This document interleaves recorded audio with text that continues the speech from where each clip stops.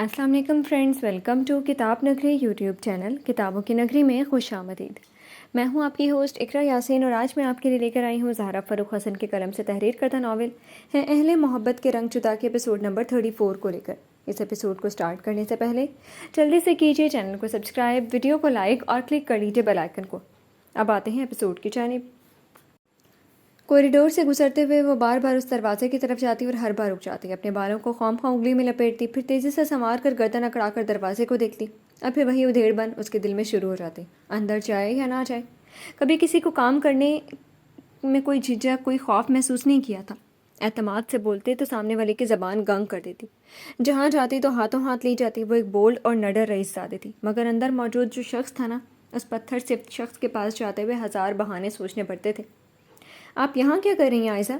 अभी वो कश्मकश में थी और इस कश्मकश को ख़त्म करके दरवाजे पर दस्तक देने ही वाली थी कि अपने पीछे शानी की नर्म आवाज़ सुनकर चौंकी। दस्तक देने के लिए ऊंचे हुए हाथ पहलू में गिर गए।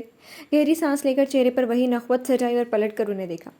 पाउडर ब्लू कलर के ड्रेस में, सर पर उससे मिलता जुलता स्कार्फ चेहरे के इर्द गिर्द लपेटे, शानी थोड़े ताज्जुब, थोड़ी नागवारी से उसे देख रही थी। मैं यज़दान से मिलने आई हूँ, वो आयशा थी। गरूर का मुजस्मा। गर्दन अकड़ा कर उसने 2 उंगलियों से नखवत से अपने बाल शाने से झटके। शानी ने गहरी सांस ली। शराब के पीछे भागने वाले लोग मुंह के बल ज़मीन पर गिरते हैं, सोचा, मगर कहा नहीं। कहा तो सिर्फ इतना ही, यज़दान ने आपको बुलाया था? सारी नागवारी छुपाकर उन्होंने नरमी से ही पूछा था। तुंदी से या कड़वाहट से बोलना उनकी तबीयत में था ही नहीं। मुझे उससे ज़रूरी बातें करनी है, इसे नखवत और एतमाद से जवाब दिया। बोलते हुए गर्दन के तनाव में कमी नहीं आई थी। शानी बस हल्का सा मुस्कुराई। ठीक है, आज मैं आपको उससे बात करने का मौका दे देती हूँ, लेकिन एक बात याद रखिए आयशा, छीन कर चीज़ें हासिल नहीं की जाती, वो भी ऐसे शख्स से जिससे छीनना नामुमकिन हो। संजीदगी से कहते हुए उन्होंने आगे बढ़कर डोर पर दस्तक दी। सादा सी बात में भी छुपी बहुत गहरी नसीहत, संभलने की तंबी। आयशा ने पुरतपिश आंखों से उनकी पुश्त को घूरा। ये नावल आप किताब नगरी यूट्यूब चैनल पर पढ़ रहे हैं। ये दरसी बातें इस औरत के मुँह से बिल्कुल अच्छी नहीं लगती जिसने खुद किसी से सब कुछ छीना हो। इतना बुरा उसका लहजा नहीं था जितनी बुरी उसकी बात थी। शानी जो एक बार फिर दस्तक देने वाली थी, उन्होंने मुड़कर उस मखरूर लड़की को देखा। उस लड़की की तल्ख मुस्कुराहट से उनका चेहरा भले तब्दील नहीं हुआ, लेकिन आंखों में गुलाबीपन उतरा था। उस औरत ने कभी कुछ छीनने की कोशिश ही नहीं की थी, बल्कि सब कुछ पा लेने की ख्वाहिश करती औरत को कुदरत ने तमांचा दे मारा था। मुड़कर आयशा से कहते हुए उनकी गुलाबी होती आंखें भीगी भी थीं। लोग कितने कमज़र्फ होते हैं, सब कुछ लूट लेने वालों को माफ़ कर देते हैं और लूट जाने वाले को सजावार बना देते हैं। मोम से दिल पिघला और शानी की आंखों में नमी भी छलकी।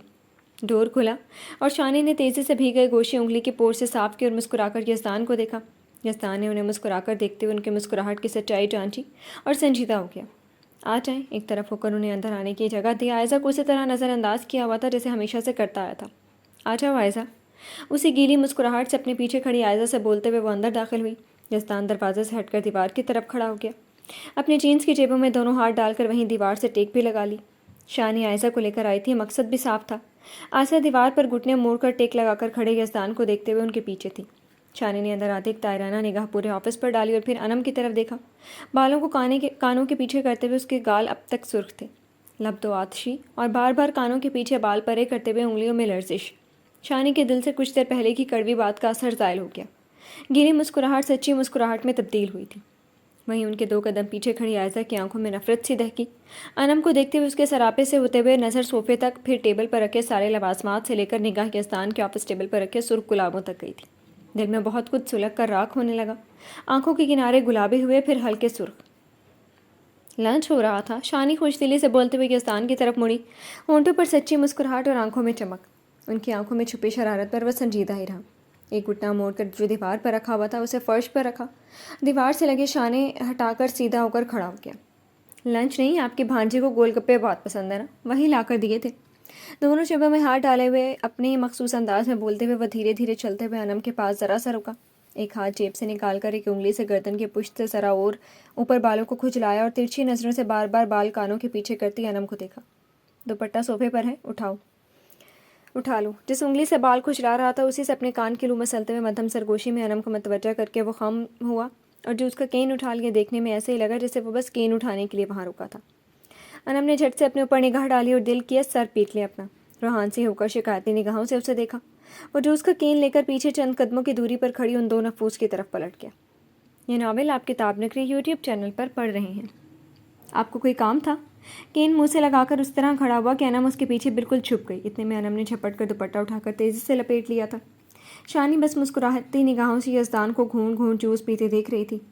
میں تو بس انم سے لنچ کا پوچھنے آئی تھی، لیکن عائزہ کو تم سے کوئی کام ہے، سادگی سے بول کر انہوں نے مڑ کر عائزہ کو دیکھا اور پھر سیدھی ہو کر ان دونوں کو دیکھا۔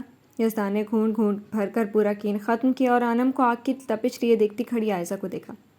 کیا کام ہے تمہیں؟ اس کا لہجہ بس اپنوں کے لیے نرم ہوتا، باقی سب کے لیے سرد اور بے تاثر۔ اب بھی اسے لہجے میں عائزہ سے بھویں اچکا کر پوچھا۔ شانی دھیرے دھیرے چلتی انم کے پاس آ کر کھڑی ہو گئی۔ وہ اب بھی بہت گھبرائی سی شرمائی ہوئی تھی۔ ہم دوست ہیں، انہوں نے پیار سے اس کا گال تھپکا اور انم بس سر جھکا گئی۔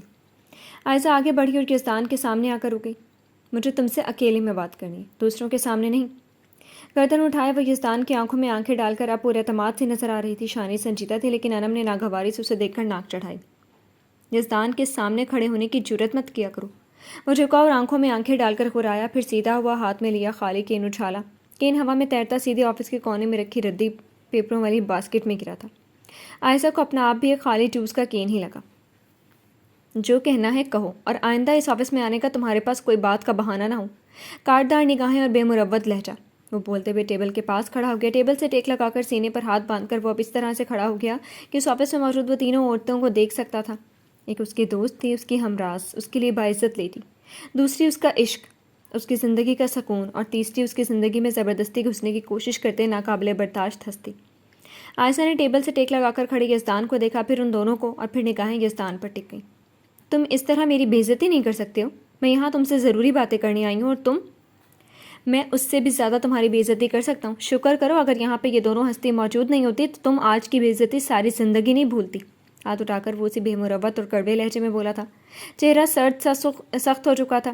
انم نے اپنی خالہ کی طرف دیکھا۔ انہوں نے پہلو میں گرا انم کا ہاتھ اپنے ہاتھ میں لے کر ہلکے سے دبایا تھا۔ یہ مطلب تھا کہ اب اس درمیان بالکل مت بولنا۔ وہ جو یزدان سے بول کر بھاگنے والی تھی چپ سی کھڑی ہو گئی۔ یزدان تم بھولو مت میں کون ہوں تمہاری۔ وہ ہمیشہ اس سے ایسے ہی بولتا آ رہا تھا، لیکن آج کچھ زیادہ ہی دل پر لگی۔ دانت پر دانت جما کر بس انم کو بتانے کے لیے جتانا چاہا، اسے بھی تو پتہ چلے وہ یزدان کی منگیتر ہے۔ Who are you? Tell me who are you? کیا رشتہ ہے تمہارے اور میرے درمیان؟ میں کیا سمجھتا ہوں تمہیں؟ کون ہوں میں تمہارا؟ وہ سیدھا ہوا اور اس بار عائزہ کے سامنے آ کر کھڑا ہوا۔ اس طرح غرایا کہ عائزہ نہ چاہتے ہوئے بھی ایک قدم پیچھے ہٹ گئی۔ ابھی تک صرف سنا تھا۔ یزدان کی آنکھوں میں کبھی بھی دکھنے والی درندگی دلوں کو چھید دیتی ہے، اور اس کا ہلکا سا یکس اس کا دل خوف سے سکڑا۔ ادھر انم نے اپنی خالہ کا ہاتھ اور بھی تیزی سے جکڑ لیا۔ یہ یزدان ہر یزدان سے مختلف تھا۔ ویسے ایک شانی تھی جن کی آنکھیں نم ہوئی تھیں۔ یزدان کی درندگی چھلکاتی آنکھوں کے پیچھے کی وجہ بہت دردناک تھی۔ تم کچھ نہیں ہو میری، میرا اور تمہارا کسی بھی طرح سے کوئی ناطہ نہیں جوڑتا۔ تم صرف میرے زبردستی کے باپ بن گئے اجلال خانزادہ کی اولاد ہو، اور کس طرح کی اولاد یہ میں تمہارا لڑکی ہونے کی بنا پر اور ان دونوں کی موجودگی کی بنا پر نہیں بولنا چاہوں گا، مگر تم اتنا سمجھ لو۔ اس کی بے رحم آنکھیں اور غراہٹ عائزہ پھٹی پھٹی آنکھوں سے اسے دیکھ رہی تھی۔ یہ ناول آپ کتاب نگری یوٹیوب چینل پر پڑھ رہے ہیں۔ جس رشتے کا تم حوالہ دے رہی ہو نا، اسے تمہارے باپ نے اپنے مفاد کے لیے جوڑا تھا، اور میری ماں نے اپنے انتقام کے لیے ہاں کی تھی، لیکن اس رشتے کو یزدان نے اسی دن اسی وقت ٹھکرا دیا تھا۔ یاد ہے تمہیں یا یاد کرواؤں؟ اپنی بے رحم آنکھوں کی سرخی سے وہ عائزہ کو لہو لہان کر رہا تھا۔ وہ زخمی نظروں سے اسے دیکھ رہی تھی۔ شانی اور انم بالکل چپ تھی، بالکل چپ۔ انہیں کچھ بولنا بھی نہیں تھا۔ بولنے والا بول رہا تھا اور سننے والا سن رہا تھا، اور اب بھی وہ سن کر راستے الگ نہیں کر پایا تو صرف اور صرف تباہی ہوگا۔ ڈونٹ فورگیٹ عائزہ خانزادہ کہ تم ہمیشہ سے میرے لیے غیر تھی اور غیر ہی رہو گی، اور جو یزدان کے لیے غیر ہوتے ہیں ان کی دخل اندازی اپنی ذاتی زندگی میں وہ بالکل برداشت نہیں کرتا، اور جسے وہ برداشت نہیں کرتا اسے وہ دخل اندازی کرنے کی ایسی سزا دیتا ہے کہ ساری زندگی وہ یزدان کا نام لینے سے بھی خوف کھاتے ہیں۔ Now get lost. اس بار وہ اسے غراہٹ سے اس قدر کاٹدار آنکھوں سے دیکھتا ہوا بولا تھا کہ عائزہ نے بے اختیار نگاہ موڑ کر خاموش کھڑی شانی کی طرف دیکھا، اور پھر ترہم بھری نظروں سے خود کو دیکھتی انم کو۔ نفرت نے سر اٹھایا اور اسے نفرت بھری نگاہوں سے وہ انم کو دیکھتے ہوئے مڑی اور اندھی کی طرح یزدان کے آفس سے نکل گئی۔ اس کے جاتے ہی یزدان نے جبڑے بھینچ کر اپنے اعصاب پر قابو پایا، چند گہری سانسیں لیں اور رخ موڑ کر ان دونوں کی طرف دیکھا۔ شانی نے نم آنکھوں سے بس اداسی سے مسکرا دی، اور انم اسے دیکھنے سے گریز کر رہی تھی۔ یزدان کی نظریں اس کی جھکی نگاہوں کو دیکھتے ہوئے شانی کے ہاتھوں کو مضبوطی سے جکڑے ہوئے انم کے ہاتھوں تک پھسلی تھی۔ وجی کو بول دوں ہمیں لینے آ جائے، یا تم ہمیں ڈراپ کر دو گے گھر تک؟ اپنے بوجھل ہوتے دل کو سنبھال کر شانی نے سادگی سے پوچھا۔ گویا عائزہ گئی، بات ختم۔ اب ہم سب ایک خاندان ہیں، اور اپنوں کے درمیان تلخیاں دہرائی نہیں جاتی۔ पापा से बोल दीजिए मुझे शाम में कहीं और जाना है, आप लंच कर लें। वह सर झटक कर कहता अपनी कुर्सी की तरफ बढ़ गया। अनम ने सर उठाकर उसकी टेबल तक जाते ही यज़दान की पुश्त देखी। तुम लंच नहीं करोगे? वह अब कुर्सी खींच कर बैठ रहा था। जब उसको देखते हुए वो फिक्रमंद सी हुई थी। यज़दान का चेहरा एकदम स्पॉट सा हो गया था। नहीं, मुझे भूख नहीं है, अनम को ले जाए, इसे भूख लगी होगी। बगैर देखे जवाब देकर अपनी कनपटी 2 उंगलियों से दबाई और सर झटक कर कंप्यूटर पर लग गया। वो उन दोनों को ही देखने से एतराज़ बरत रहा था। शानी ने अनम को देखा और अनम ने शानी को। फिर उसने धीरे से अपना हाथ उसके हाथ से छुड़ा लिया। आप लंच कर लें खाला, मुझे भूख नहीं है। बहुत से गोलगप्पे खा लिए और जूस भी पी लिए, अब शाम में ही भूख लगेगी। हल्के से मुस्कुराकर उसने शानी को जैसे हैरान कर दिया। फिर वो सरशार से ठीक, मैं जा रही हूँ, मरीज़ मेरा वेट कर रहे होंगे। उसका गाल प्यार से थपक कर वो तेज़ी से ऑफिस से निकल गई थी। अनम ने अपने दिल को 1000 हिम्मत देकर यज़दान की तरफ देखा। शानी के जाते ही वो कुर्सी से पुश लगाकर पैन उंगलियों में नचाता बगौर उसे देख रहा था। वो हल्का सा मुस्कुराई तो यज़दान के चेहरे से स्पॉट पर कहीं दूर छुपने लगा। वो ना सिर्फ मुस्कुराई थी बल्कि कदम कदम चलती उसकी टेबल तक आई। फिर उसकी कुर्सी के पीछे आकर अपने नाजुक नर्म हाथ यज़दान की पेशानी पर रखकर हल्के हल्के दबाया था। यज़दान ने सर ऊंचा करके अनम की मासूम सूरत देखी और अपने दोनों हाथों में अपनी पेशानी पर रखे अनम के हाथों को जकड़कर लबों तक लाकर उन्हें चूमा था और फिर उन्हें सीने पर रख दिया। उसके सीने पर हाथ रखने की वजह से अनम खम हो गई थी। ठोड़ी उसके सर पर टिक गई। अनु, तुम मेरी सांसें हो। आंखें बंद थी और लबों से खूबसूरत इजहार करता वो अनम के दिल का तार छेड़ रहा था। मैं सर दबा दूँ आपका? उस चुड़ैल की वजह से सर दर्द हो गया आपको? यज़दान ने आंखें खोलकर उसका चेहरा देखा और फिर उसका हाथ पकड़कर उसे घुमाकर उसने अपने रूबरू खड़ा कर दिया और इस तरह बैठे बैठे उसकी कमर पकड़ी और उसे उठाकर अपने सामने टेबल पर बिठा दिया। अनम ने उसे देखा और फिर अपनी कमर पर रखे उसके हाथों को उसने उसे उठाकर बेड पर बिठा दिया जैसे वो कोई गुड़िया हो। मैं वेट लिफ्टिंग करता हूँ, तुम्हारे जितना वज़न उठाना मेरे लिए एक आम सी बात है। हैरान कम हुआ करो। उसके दोनों हाथों को थाम कर वो मुस्कुराती निगाहों से उसे देखता। अब वही यज़दान था जो अनम के लिए सारी दरिंदगी भुला सकता है। अनम सर झुका गई, निगाहें अपने हाथों को जकड़े यज़दान के हाथों पर थी। तहफ़्फ़ुज़ का एहसास दिलाते फौलादी गिरफ्त वाले मजबूत हाथ वो अनम के गुलाबी हाथों को अपने हाथों में लेकर हल्के हल्के से हिला रहा था। ये नावल आप किताब नगरी यूट्यूब चैनल पर पढ़ रहे हैं। आप तो सब काम कर लेते हैं, लेकिन असल में क्या करते हैं? इतनी खामोशी थी कि वो घबरा कर बेवकूफ़ी से पूछ बैठी। यज़दान ने सर उठाकर उसका चेहरा देखा। कहा ना, मैं हैवानों का डॉक्टर हूँ। जो दरिंदे इलाज के काबिल हैं उनका इलाज करता हूँ, जो नाकाबिल इलाज उन दरिंदों का परमानेंट इलाज कर देता हूँ। हल्की मुस्कुराहट से बताया और उसका हाथ छोड़ दिया। मुस्तफ़ा की तरह? यज़दान ने उसकी शक्ल देखी और वो हल्के से मुस्कुरा दी। वो उसे कुछ देर लगातार देखता रहा, फिर सर झटक कर उठ खड़ा हुआ। टेबल पर रखे सुर्ख गुलाब देखे और अनम का चेहरा और उसके अचानक उठने पर अभी वो कुछ पूछती कि उसने अनम को अपने कंधे पर उठा लिया। ये क्या कर रहे हैं? वो फ़ौरन हाथ पांव पटकना शुरू हो गई थी। यज़दान ने गिरफ्त सख्त की और ऑफिस टेबल के पीछे वाली दीवार की तरफ आ गया।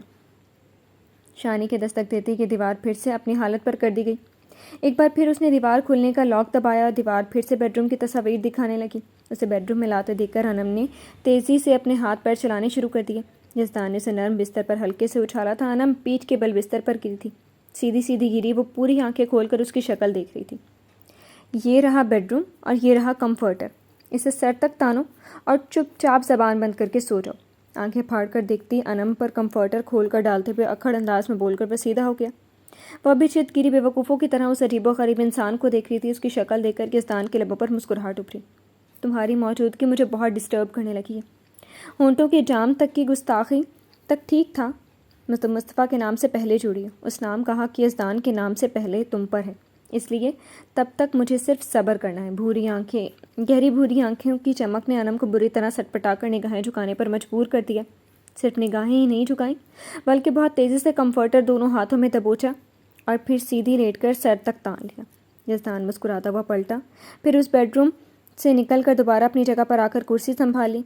कुछ ही देर में वह सब भुलाए अपने काम में लग चुका था, लेकिन रह रहकर सुर्ख गुलाबों की खुशबू उसके इर्द गिर्द मंडलाती उसके दिल में कसक जगाती रही थी।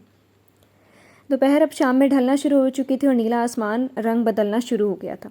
कमिश्नर वजदान के बंगले में यहाँ से वहाँ तक खामोशी छाई हुई थी। अपने कमरे से निकलती दुआ ने सुस्त कदमों से राहदारी का रास्ता तय करते हुए किचन की तरफ जाने को मुड़ी। दोपहर में बगैर खाना खाई सो गई थी और अब उसे ज़बरदस्त भूख लग रही थी। किचन की तरफ बढ़ते हुए उसकी निगाह लिविंग के सोफे पर सोए हुए वजूद पर पड़ी। शाकिर गेस्ट रूम की बजाय वहीं लिविंग रूम के सोफे पर बैठ गया था। बददिमाग शख्स काउच पर बेखबर सोया हुआ था। दुआ ने सोचकर नाक चढ़ाई, कांधे पर रखा दुपट्टा सर पर दुरुस्त करते हुए वो आहिस्ता आहिस्ता धीरे धीरे चलती हुई वहाँ तक आई थी। वह धीरे धीरे वहाँ आकर उसके एक सोफे से कुछ दूरी पर वो ठहर गई। वो एकदम सीधा लेटा हुआ था और एक हाथ सीने पर दूसरा हाथ सीधा लटक रहा था। लंबी टांगें सीध में फैली हुई थी। ये नॉवेल आप किताब नगरी यूट्यूब चैनल पर पढ़ रहे हैं। दुआ ने उसके चेहरे को देखा। सोते में हर वक्त चेहरे पर छाया रहने वाला अखड़पन नदार था।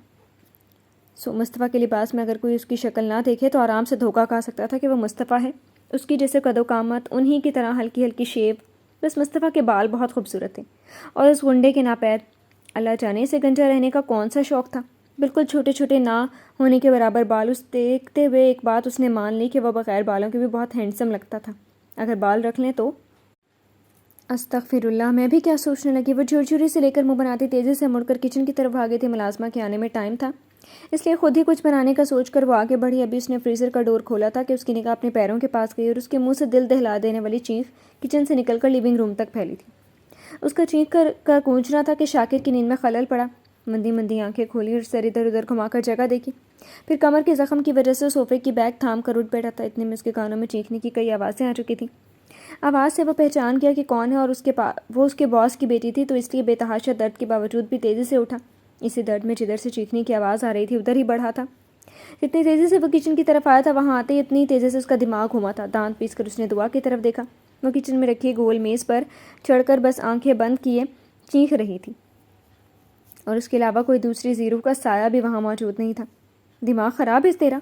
सोता आदमी अच्छा नहीं लगता तुझे? क्या मुसीबत पड़ी है तेरे को जो चीख रही है तू? एक तो नींद ख़राब की, दूसरा उस जैसे नवाबजादे की मदद को सोच कर आया और उसे बिला वजह चीखते देखकर वो बुरी तरह से भिन्ना गया। टेबल के करीब आकर दोनों हाथ कमर पर रखे और घुरा कर दुआ को चुप करवाया। दुआ ने पट से आंखें खोली और चीखना बंद कर दिया। लाल अंगारा आंखों वाले शाकिर को देखा और सारी लड़ाई झगड़ा भूलकर डरी डरी बोली, शाकिर प्लीज़ प्लीज़ इसे मार डालो, इसका खून कर दो। शाकिर ने अचंभे से उसकी शक्ल देखी। कहीं इसका कोई पेच वेच तो नहीं गिर गया? पागल है क्या? किसको मार दूँ? तेरे अलावा यहाँ कौन है? तू कहे तो तुझे मार दूँ। दुआ ने उसे बुरी तरह से घूरा, मगर अभी फ़िलहाल यही अक्खड़ गुंडा मौजूद था, तो गुस्से को प्यार से मनाकर सुलाया और डरी डरी मिन्नत आमेज़ लहजे में बोली, मुझे नहीं, वो देखो, उसे मार डालो प्लीज़। उंगली से एक तरफ इशारा किया तो शाकिर ने घूमकर उधर देखा। फर्श पर एक छिपकली की छोटी सी औलाद रेंग रही थी। उसने तासुब से सर हिलाया, फिर मुड़कर किचन से जाने लगा। कहाँ जा रहे हो? वापस आओ। वो निकल जाता कि दुआ चीख पड़ी वो नागवारी से मुड़ा। दुनिया की सारी लड़कियों को छिपकली, कॉकरोच, हर कीड़े से डर लगता है। हाँ, तुम अनोखी नहीं, लेकिन मैं बिला वजह किसी को नहीं मारता। बड़ी बेपरवाही से शाने छटक कर जीन्स की जेबों में दोनों हाथ डालकर फरमाया गया। दुआ सर से लेकर पाँव तक जल भुन गई। तुम ऐसे नहीं जा सकते, मैंने दोपहर में तुम्हारी मदद की थी। नाक फुलाकर खूबसूरत आंखें सुकेड़ कर रोब से अपने एहसान याद दिलाया गया। मैंने कहा नहीं था, तुम खुद आई थी। उधर जो बेनियाजी में ज़रा सी भी कमी आई हो। फिर से शाने झटके और अनजाने के लिए मुड़ा। दुआ ने बेबसी से उसकी चूड़ी पुश देखी और फर्श पर वहीं कबर बनाकर रहने का इरादा रखे उस छिपकली को। प्लीज़ शाकिर, प्लीज़ मत जाओ, मैं तुम्हारी बहन की दोस्त हूँ, प्लीज़ बस इसे मार दो। शाकिर आहिस्ता से पलटा। अब वो टेबल पर अकड़ूं बैठकर आंखों में आंसू भरे शेरनी से बकरी बनी उसे बड़ी मिन्नत करती निगाहों से देख रही थी। टेबल से दोनों हाथ निकाले और एक एक कदम तय करके वो टेबल तक आया। क्यों? भेजा उड़ाने वाली थी ना तुम मेरा, अब इसका भी उड़ा दो। दोनों हाथ टेबल पर रखे और दुआ की आंसू भरी आंखों में अपनी आंखें डाली। वो तो तुम इंसान हो ना, तो मुझे डर नहीं लगता, लेकिन ये छिपकली है। दुपट्टे से आंखें पोंछते हुए इत्तला दी और शाकिर का मुंह बंद किया। यह नावल आप किताब नगरी यूट्यूब चैनल पर पढ़ रहे हैं। हाँ ना, शाकिर ने सर झटका। इंसानों से डरना चाहिए मैडम, ये बहुत ख़तरनाक होते हैं, जानवर। मुझे लेक्चर मत दो, छिपकली मारो अभी के अभी। तब का टोका और आंखें दिखाकर अपने भाई वाला रूप दिखाया। नौकर लगाऊंगा कि तेरा? वो भड़का तो दुआ को फ़ौरन अपनी गलती का एहसास हुआ। प्लीज़ मार दो ना, मुझे इन रेंगने वाले जानवरों से बहुत डर लगता है, घिन आती है। वो बड़ी मासूमियत से फिर से इल्तिजा करने लगी तो शाकिर ने बस एक निगाह उसे देखा। सीधा हुआ फ्रीज़र तक गया और कवर बनाकर इरादा रखने वाली छिपकली को कोई मौका दिए बगैर अपने स्लीपर वाले पैर उस पर रख दिए। फिर वही पैर रखे रखे टेबल की तरफ देखा। दुआ की आंखों में सताइश उभर आई। अल्लाह, तुम कितने बहादुर हो, तुम्हें ज़रा सा भी डर नहीं लगा, घिन नहीं आई? अकड़ू बैठी घुटनों पर कोहनी रखे दोनों हाथ थैलियों में चेहरा भरे वो बड़ी सताइशी निगाहों से उसे देखती तारीफ कर रही थी। शाकिर ने उसकी शक्ल देखी और अपने पैरों की तरफ स्लीपर हटाए। छिपकली की रूह परवास कर चुकी थी। ज़रा सा झुका और चुटकी में मरी छिपकली की दुम दबाकर दुआ की तरफ लहराई। लो देखो, छू कर कुछ भी नहीं कर सकती। तुम तो डॉक्टर बनने वाली हो, इंसानों को चीर फाड़ कर देखा है, इसे भी देखना, बेचारे के कितने दिल गुर्दे हैं। दुआ की जान निकालने के लिए उसने छिपकली लाकर टेबल के कोने पर रख दी। मम्मा, दुआ की जान पर बनाई। तेज़ी से उठी और उसने मेज़ से छलांग लगा दी। अभी वो शाकिर के ऊपर ही गिर जाती कि वह आराम से परे हो गया और वह फर्श पर ढेर हो गई। पप्पा, इस बार पप्पा वाली चीख निकली और वह वहीं पैर पकड़ कर पूरा मुंह खोल कर रोने लगी। सब एक ही स्टाइल से रोती हैं। शाकिर ने मुंह बनाकर सोचा, जो आराम से सिंक तक गया, हाथ धोया और फिर से फर्श पर बैठी धुआंधार रोती दुआ को देखा। अब उठ जाओ, मैं नहीं उठाने वाला तुम्हें। दुआ ने रोते हुए सर उठाकर उस जालिम का घूरा बेतहाशा आंसुओं से भीगा सुर्ख होता चेहरा। शाकिर ने चेहरा फेर लिया। तुम जालिम ही नहीं, पत्थर हो। तुम्हारे अंदर कोई जज्बात नहीं। क्या था मैं तुम पर ही गिरती, तुमने मेरी जान निकाल दी। मैंने तुम्हारी जान बचाई और तुमने मेरी जान बचाने की कोशिश भी नहीं की। मुंह फाड़ फाड़ कर रोने के साथ साथ उसे ढेरों कोसने भी दिए जा रहे थे। ये जान बचाई का एहसान कब तक याद दिलाती रहोगी? शाकिर ने उसे ज़रा से फासले पर पंजों के बल बैठकर दुआ का रोना धोना देखा। मरते दम तक तुम्हारे सर पर चढ़कर रोज़ याद दिलाऊंगी, सारी ज़िंदगी तुम्हें कोसूंगी। ज़रा देर के लिए रोना बंद करके पूरे गुस्से से कहा और फिर वहीं रोना शुरू। मैं कानों में रुई डाल लूँगा। बेनियाजी से शाने झटके और फिर से सीधा खड़ा हो गया। दुआ ने जालिम गुंडे को घूरा, खुद ही उठने की कोशिश करने लगी। पाँव में तेज़ दर्द ने वहीं बैठे रहने पर मजबूर कर दिया। मम्मा, शाकिर ने उसकी तरफ देखा। वो रोते हुए बार बार उठने की कोशिश कर रही थी और उसे स्पीड से मम्मा मम्मा करके रो भी रही थी। शायद उसे सचमुच की बहुत चोट लग चुकी थी जो वो उठ नहीं पा रही थी। या अल्लाह, मुझे माफ़ कर देना, वक्त ने मजबूर किया, वरना तुझे मालूम है मैं लड़कियों का नाम भी लेकर 4 बार वज़ू करता हूँ। सर उठाकर आसमान की तरफ देखा और वह झुका और उसने गुड़िया की तरह उसे बाजू में उठा लिया। वह सारा रोना धोना भूल कर मुँह खोल कर उसकी शक्ल देखने लगी। उसके देखने पर भी उसने एक बार भी उसे देखने की कोशिश नहीं की, बस सीध में देखते हुए उसे उठाए हुए किचन से बाहर निकल आया। उस टिक्की गर्दन में दोनों बाजू डाले दुआ पत्थर से उसकी शक्ल देख रही थी। किचन से निकलकर दुआ के रूम की तरफ वो मुड़कर चला जाता कि शाकिर, पूरी आवाज़ में वासिक धाड़ा और शाकिर ने पहले चौंक कर फिर नागवारी से मुड़कर वासिक की शक्ल देखी। दुआ जो अभी तक शॉक थी अब वासिक को देखकर घबरा गई। न जाने वो कब अंदर आया था और अब उसकी शक्ल पर साफ साफ लिखा था कि शाकिर की खैर नहीं। तुम्हारी हिम्मत कैसी हुई मेरी बीवी को हाथ लगाने की? 2 ही लम्हों में वो उन दोनों के करीब था। एक निगाह हैरान परेशान दुआ पर डाली और दूसरी आतिशी निगाह शाकिर को देखकर गरजा था। मुझे कोई शौक नहीं है तुम्हारी बीवी को हाथ लगाने का। ये गिर गई थी, चोट लगी तो इसे मदद की ज़रूरत थी, इसलिए उठाया था। अपनी नागवारी दबाकर वो अपनी तबीयत के खिलाफ तहम्मुल से ही बोला था, लेकिन चेहरे पर बेजारी छाई हुई थी। वासिक की निगाहों में जो कुछ भी था वो शाकिर को बहुत बुरा लगा। उससे भले नहीं बनती तो क्या अपनी बीवी पर एतबार नहीं है? ये नावल आप किताब नगरी यूट्यूब चैनल पर पढ़ रहे हैं। ये मेरी बीवी है। वासिक के इर्द गिर्द एक आग भड़की हुई थी और आवाज़ ज़ख्मी, शेर जैसी। दुआ की बोलती हालात ने बंद कर दी थी। मैंने कब कहा मेरी बीवी है? अव्वल तो मैं शादी ही नहीं करूँगी। दूसरे, ऐसे चालाक चुड़ैल को बीवी बनाने से पहले मैं कंवारे रहने के अपने फैसले पर हमेशा शाबाशी दूंगी खुद को। वो कभी भी नहीं बदल सकता, ऐसे ही बोलता रहेगा और लड़कियों को आग लगाता रहेगा। दुआ ने दांत कचकचाए। छोड़ो इसे। एक तो गलती पर पशेमान नहीं, उस पर से ऐसे गर्दन अकड़ाकर बोलना। वासिक ने जबड़े भींच कर उसे देखा। लो, छोड़ दिया। वासिक का हुक्म देना ज़रा जो पसंद आया हो। जब पसंद नहीं तो उसकी बीवी का बोझ वो क्यों उठाए? सो वो उसे बाजुओं में लुढ़काकर आराम से अपने बाजू से हिलाने लगा। दुआ फर्श पर सीधे सीधे गिर गई। 100 किलो का वज़न लेकर बाहर तक आया और शोहर साहब की रगे गैरत भड़क गई। अब जा अपनी बीवी को ले जा, अपनी बीवी को। दुआ मुंह खोले उस शख्स की शक्ल देख रही थी। कितना कमीना है ये शख्स। उसे एकदम से फिर से रोना आया और वह शुरू हो भी गई। तुमने इसे गिराया क्यों? दुआ का रोना और शाकिर की कमीनगी। वासिक भड़क कर हल्के से चीखा। अपने बाजू से सहलाता छोड़कर शाकिर ने वासिक की लाल भुब्बू का चेहरा देखा। अब उसके भी तेवर बदले थे, उल्टी खोपड़ी घूम गई। ये नावल आप किताब नगरी यूट्यूब चैनल पर पढ़ रहे हैं। एक बार कहता है छोड़ उसे, एक बार कहता है गिराया क्यों? भाई तू ही बता तेरी बीवी के साथ क्या करूं? बल्कि मैं ऐसा करता हूं, इसे पहले सोफे पर रख दूं, फिर तुम मुझे बताना मैं क्या करूं। चबा चबाकर वासिक से कहा। फर्श पर गिरी दुआ का बाजू खींचकर उसे खड़ा किया, फिर उसी तरह बाजुओं में समेटकर सोफे पर ले जाकर तकरीबन उछाल दिया। अब चुपचाप मुंह बंद करके रो, एक आवाज़ ना निकले। इतने में मैं तेरे शोहर को बता दूं कि आंखें दिखाना मुझे भी आता है। उंगली दिखाकर वह दुआ पर गुराया। वो तो वैसे भी उसके दोबारा उठाकर सोफे पर फेंकने पर सदमे से चुप हो गई थी। उसकी गुराहट पर और भी चुप हो गई। शाकिर सीधा हुआ और वासिक की तरफ मुड़ा। अब बोल और दिखा आंखें। बात समझने से पहले गुराने की तेरी पुरानी आदत है। दोनों हाथ अपनी कमर पर रखकर वह वासिक को ऐसे देख रहा था जैसे 2 दुश्मन एक दूसरे को देखते हैं। वासिक बुरी तरह से भड़का था। समझते क्या हो खुद को तुम? अपनी औकात भूल गए हो तुम? एक सड़क पर पड़े 2 कौड़ी के वेटर थे तुम। उसी से अपना और अपनी बहन का पेट पालते थे तुम। रहने को घर नहीं, पहनने को तन पर अच्छे कपड़े नहीं। अगर वुल्फ ने एहसान ना किया होता तो तू और तेरी बहन वहीं किसी बस्ती की झोंपड़ी में सड़ते रहते। गुस्से में वासिक की ज़बान ने ढेरों जहर उगला था। सोफे पर बैठी दुआ शिश्ता रह गई, यहाँ तक कि मुर्तज़ा के साथ आई दरवाजे पर खड़ी सबा भी। वासिक शाकिर के लिए इतना जहर दिल में रखे हुआ था। मुर्तज़ा बेयकीन से उसे देख रहा था। बस वासिक को घूरते शाकिर की रगों में खून का दौरानिया बढ़ गया, लेकिन उसने एक लफ्ज़ उससे नहीं कहा। दरवाजे के पास खड़ी सबा ने अपने होंठों पर हाथ रख लिया। واسق کی بات نے دل میں ایک نیزہ گاڑا تھا. غریب تھے لیکن عزت نفس نے تڑپ کر آنکھیں بھرتی تھیں. مرتضیٰ نے صبا کی آنکھوں میں آنسو دیکھ کر ملامتی نگاہ واسق پر ڈالی. اب بول, اب کیوں چپ ہے تو؟ یا تجھے تیری اوقات اور یاد دلا دوں؟ بہت نفرت ہے نا تجھے ساری لڑکیوں سے. ان کی زبان چلے تو انہیں اغوا کرتا ہے سبق سکھانے کے لیے. میری بیوی جیسی لڑکی تجھے چڑیل لگتی ہے تو اپنی بہن کے بارے میں خبر ہے تجھے وہ کیا کرتی پھرتی ہے, کہاں کہاں جاتی ہے؟ کچھ تو تھا اس کی باتوں کا معنی. دروازے پر کھڑا مرتضیٰ چونک گیا. صبا کا دل ڈر سے سکڑا.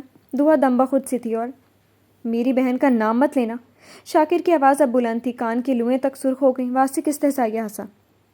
کیوں؟ میری بیوی کو تو اغوا کرے, اسے گود میں لے کر پھرے اور میرے سامنے سینہ پھلائے اکڑ دکھائے, اور تیری بہن کا نام لوں تو تیرا خون کھول جائے. اس کی بات اور لہجے کی خرابی نے مرتضیٰ کی بھی برداشت ختم کر دی. بجلی کی تیزی سے واسق کے سامنے آ کر کھڑا ہوا تھا. واسق, کیا بکواس کیے جا رہے ہو؟ کوئی شرم ورم رہ گئی کہ تم میں یا نہیں؟ غصہ بھی بے انتہا بھی تھا اور واسق کی باتوں سے وہ ہرٹ بھی ہوا تھا. بچپن سے جس واسق کو جانتا تھا یہ واسق بالکل مختلف تھا. تم بیچ میں مت بولو مرتضیٰ, یہ بہت اونچی چیز سمجھتا ہے نا خود کو, اسے اس کی اوقات یاد دلانی ہے. وہ اس وقت جس آگ میں چل رہا تھا اسے کچھ سمجھ میں نہیں آ رہا تھا. تیز آواز میں مرتضیٰ سے بول کر وہ ابھی شاکر کو اسی طرح خونی نظروں سے دیکھ رہا تھا. میری جو بھی اوقات ہو, مجھے اپنی اسی اوقات پر فخر ہے, لیکن تم بھی خود کو دیکھ لو انسپکٹر واسق مراد علی. تو بھی کوئی 30 مار خان نہیں. تیرے اوپر بھی وجدان صاحب اور مصطفیٰ کا ہی ہاتھ ہے. ان کے بنا تیری اوقات ہمارے برابر بھی نہیں ہوتی. آخر کب تک؟ شاکر نے بھی اپنی بہت کڑواہٹ سے بولتے ہوئے واسق کی چند پل کے لیے دھواں ہو گئی شکل دیکھی اور دل میں چین کی لہر دوڑ گئی. بس کرو تم دونوں, ورنہ میں ابھی مصطفیٰ بھیا کو بلاتا ہوں. مرتضیٰ نے بات جب ہاتھ سے نکلتی دیکھی دونوں کو سنبھلنے کا الارم دینے کے لیے مصطفیٰ کی دھمکی دونوں نے ہی ترنت مرتضیٰ کو دیکھا. اس نے فوراً موبائل دکھایا. آئندہ میری بیوی کے قریب بھی نظر مت آنا ورنہ. دھمکی کارگر رہی. واسق نے دھیمے ہوتے ہوئے بس اتنی ہی دھمکی دی. ورنہ کیا؟ ہاں بول کیا؟ شاکر کو ذرا سا بھی یہ انداز پسند نہیں آیا. تن کر واسق کو گھورا. تو میں تیری ہڈیاں توڑ دوں گا. واسق پھر سے بھڑک گیا. یہ ناول آپ کتاب نگری یوٹیوب چینل پر پڑھ رہے ہیں. اچھا تو اور میری ہڈیاں توڑے گا؟ چل توڑ. تو توڑ کر تو دکھا. اور یہیں پر بس ہو گئی. دعا اور صبا خواب سے ان دونوں کو بس ایک دوسرے کو مارتے دیکھ رہی تھی. مرتضیٰ بس جبڑے بھینچے ان دونوں کو گھور رہا تھا. کیا ہو رہا ہے یہ؟ ایک ہی دھاڑ پر شاکر اور واسق ایک دوسرے سے تیزی سے جدا ہو گئے. ایک دوسرے کو مارنے کا ارادہ چھوڑ کر ہاتھ پہلو میں گرے اور دونوں نے گردن موڑ کر ادھر دیکھا جدھر سے دھاڑ آئی تھی. وستان صاحب پیشانی پر بل لیے ان دونوں کو بری طرح سے گھور رہے تھے. ان کے پیچھے حیران پریشان شانی اور انا متعجب سے سب کو دیکھ رہی تھی. صوفے پر ایک دوسرے کے ساتھ بیٹھی روتی دعا اور صبا, غصے سے سرخ ہوتا مرتضیٰ اور لڑ جھگڑ کر حلیہ بگاڑ کر کھڑے, سر جھکا کر کھڑے واسق اور شاکر. شور خاموش ہوا. لیونگ روم میں ہر سو سناٹا چھا گیا. ازلال مینشن کی بیرونی در و دیوار سنہری دھوپ سے دمک رہی تھی اور عمارت کے اندر غیر معمولی شور مچا ہوا تھا. اور اس شور میں تمام ملازمین اپنے اپنے کان دبائے اپنے کاموں میں لگے ہوئے تھے, لیکن رہ رہ کر کسی نہ کسی چیز کی ٹوٹنے کی آواز سب کی توجہ اپنی طرف کروا کر خاموشی میں خلل پیدا کرتی تھی. ایک بار پھر کچھ گر کر ٹوٹا اور آواز اس کمرے سے ہوتے ہوئے اریبہ کے کانوں تک پہنچ گئی. اس نے اپنے کانوں سے ایئر فون نکال کر ناگواری سے سائڈ دیوار کی طرف دیکھا جو بغل میں موجود کمرے کی دیوار سے ملتی تھی. یہ ناول آپ کتاب نگری یوٹیوب چینل پر پڑھ رہے ہیں. خود چاہتی ہے بار بار بے عزت ہونے کے لیے اور واپس آ کر چیزیں توڑ توڑ کر ہمارے کان میں درد کروا دیتی ہے. ناک چڑھا کر منہ بنایا اور پھر سے کانوں میں ایئر فون ٹھوس لیے. ساتھ والے روم میں کیا ہو رہا تھا, ایسا کیا توڑ پھوڑ مرچا رہی تھی, اسے کوئی مطلب نہیں تھا.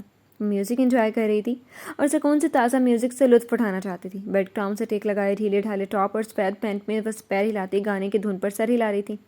چھن چھن تڑ تڑ. اس بار ایک ساتھ کئی چیزیں ایک ساتھ ٹوٹ کر گرنے کی صدا پر اریبہ نے دانت پیسے. کان سے ایئر فون نکال کر بستر پر پھینکا. موبائل تکیے پر پٹخا اور پورے غصے سے بیڈ سے اتر کر اپنے پیروں میں گلابی روئیں والی خرگوش کی شکل بنے سلیپر پیروں میں ڈالے اور تیز تیز قدموں سے اپنے روم کا دروازہ کھول کر عائزہ کے روم تک آ گئی. دروازہ کھلا ہوا تھا اور اندر اس نے اپنے کمرے کا حلیہ بگاڑ دیا تھا. خود اس کا حلیہ بھی بہت خراب تھا. سرخ متورم آنکھیں, ہائی لائٹ ہوئے بال اچھڑے ہوئے تھے اور چہرے پر نفرت, جلن, توہین کی سرخی, سب کچھ طرز تھا اس کے خوبصورت چہرے پر. کیا ادھم مچایا ہوا تم نے؟ وہ عائزہ کو دیکھتے ہوئے بڑے کوفت سے اس سے پوچھ رہی تھی. یوں تو مرتضیٰ سے بھی وہ بہت ہرٹ ہوتی تھی, لیکن جیسے اس کی طبیعت تھی وہ خود کو بہلا لیتی تھی, لیکن عائزہ ہر بار ایک نئی تباہی مچا دیتی. It's none of your business, بھڑک کر کہا اور سر سے پیر تک منہ بنا کر کھڑی اریبہ کو گھورا. جب ساری چیزیں توڑ رہی ہو تو کیوں بھول جاتی ہو کہ ساتھ میں دوسرے کمرے میں کوئی اور بھی موجود ہے؟ لیکن ہائے رے عائزہ بیوی, انہیں دوسروں کی کہاں پرواہ. وہ اپنی ٹھوڑی کو انگوٹھے سے سراتے بھرپور تن سے گویا ہوئی. چلی جاؤ یہاں سے تم, ورنہ تمہارا منہ توڑ دوں گی. اس کی آواز سرد ہوئی اور آنکھوں میں آگ کی لپیٹیں نکلی تھیں. میرا منہ توڑ دینے سے کیا ہو جائے گا جانے من؟ بھیا مان جائیں گے. اس نے معصومیت سے آنکھیں پٹ پٹا کر عائزہ کے دل پر ہاتھ ڈالا اور وہ درد سے بلبلا گئی. اریبہ میں تمہارا خون کر دوں گی. صرف آنکھیں سرخ نہیں ہوئیں, زکام زدہ سی آواز پھٹ گئی. میرا خون کرنے سے بہتر ہے تم خود ہی خودکشی کرنے کا سوچ لو. میں نے دیکھا ہے بہت سے فلموں میں ہیروئن کو سوسائڈ کرتے اور ہیرو کا دل پگھلتے. عائشہ کی حالت پر اریبہ کا دل دکھا، مگر بظاہر اسی انداز سے معصوم بن کر مسکراتے ہوئے وہ اس کے زخم کو ادھیڑ کر نہ جانے اپنی کن زخموں کو تسکین دے رہی تھی. میں سچ میں مر جاؤں گی. چہرے پر کرب سا اترا. فرش پر گھٹنوں کے بل گری اور پاس پڑا شیشے کا ٹکڑا اٹھا کر اریبہ کی طرف دیکھا. شوق سے ابھی کے ابھی کاٹ لو اپنی نس. یار میں بہت ایکسائٹیڈ ہوں. عائشہ نے سرد نگاہوں سے اسے گھورا. اس کے لیے واقعی یہ نیا ایڈونچر ہوگا، اس لیے پرجوش ہو گئی. عائشہ نے اس کے چہرے پر سے نگاہ ہٹا کر اپنی کلائی دیکھی اور پھر شیشے کے نوکدار ٹکڑے کو اور پھر وہی ٹکڑا دور اچھال دیا. ٹکڑا فرش پر گر کر 2 حصے میں تقسیم ہو گیا. گڈ. یہ ہوئی اجلال خانزادہ والی بیٹیوں والی بات. اب تم میرا کمال دیکھو. اس نے عائشہ کو آنکھ ماری. وہ بس اسے دوڑتے قدموں سے باہر جاتے دیکھ رہی تھی. اریبہ جن قدموں سے گئی تھی اسی قدموں سے واپس آ گئی. اب اس کے ہاتھوں میں موبائل تھا. عائشہ خاموشی سے اسی طرح فرش پر بیٹھی اسے نمبر ملاتے دیکھ رہی تھی. کال لگا کر وہ موبائل کا اسپیکر آن کر کے کال پک ہونے کے منتظر تھی. کال متصل ہوئی اور جیسے ہی ادھر سے ہیلو کہا گیا وہ اپنی آواز میں دنیا جہان کی گھبراہٹ بھر کر بولی تھی. ہیلو یزدی بھیا. بھیا. عائشہ نے چونک کر اریبہ کو دیکھا. اس نے آنکھ ماری اور اسی گھبراہٹ میں رونی آواز بنا کر بولی. بھیا. بھیا. وٹ ہیپن ریب؟ تم اتنی گھبرائی ہوئی کیوں ہو؟ کیا ہوا ہے؟ ادھر سے یزدان کی بھاری سنجیدہ مگر پریشان سی آواز آئی. عائشہ یکٹک اریبہ کو دیکھ رہی تھی. بھیا. بھیا پلیز بھیا آپ گھر آ جائیں. مسلسل عائشہ کو چمکتی آنکھوں سے دیکھتے ہوئے وہ بس رو دینے کو تھی. بات کیا ہے؟ کیا ہوا ہے؟ وہ شاید کار میں تھا، اس لیے آس پاس گاڑیوں کا مدھم شور بھی ان دونوں کو صاف سنائی دے رہا تھا. پلیز بھیا گھر آ جائیں، ہمیں مدد چاہیے. وہ اسی طرح بولتی اس کی پریشانی اور بڑھا دینا چاہتی تھی تاکہ وہ فوراً گھر آ جائے. بات بتاؤ پہلے. پریشان آواز سخت ہوئی اور اریبہ نے موبائل کو گھورا. عائشہ بھی بے چینی سے محسوس کرتے ہوئے پہلو بدلا. بھیا عائشہ نے سوسائڈ کر لی ہے. مما پاپا دونوں پارٹی میں، آپ پلیز گھر آ جائیں، وہ مر جائے گی. وہ ابا قاعدہ رونے لگی اور عائشہ کا دل دھڑکنے لگا. ادھر خاموشی چھا گئی. بھیا آپ سن رہے ہیں نا؟ خاموشی طویل ہوئی تو اریبہ گھبرا کے کہیں اس نے کال کٹ تو نہیں کر دی. سن رہا ہوں، بولو. وہ وہی سرد اسپاٹ لہجہ جو بولنے والے کو گھبرانے پر مجبور کر دے. عائشہ کا دل دھڑ دھڑ کر رہا تھا. بھیا آپ پلیز آ جائیں، میں اکیلے کیا کروں؟ اس کی آواز کی ٹھنڈک سے اریبہ بھی ڈری ہوئی تھی. پھر بھی اداکاری جاری رکھتے ہوئے اسی گھبراہٹ سے کہا. تمہارے گھر کے باہر کئی گارڈ مرد ہیں، مرد ملازم عمارت کے اندر موجود ہیں.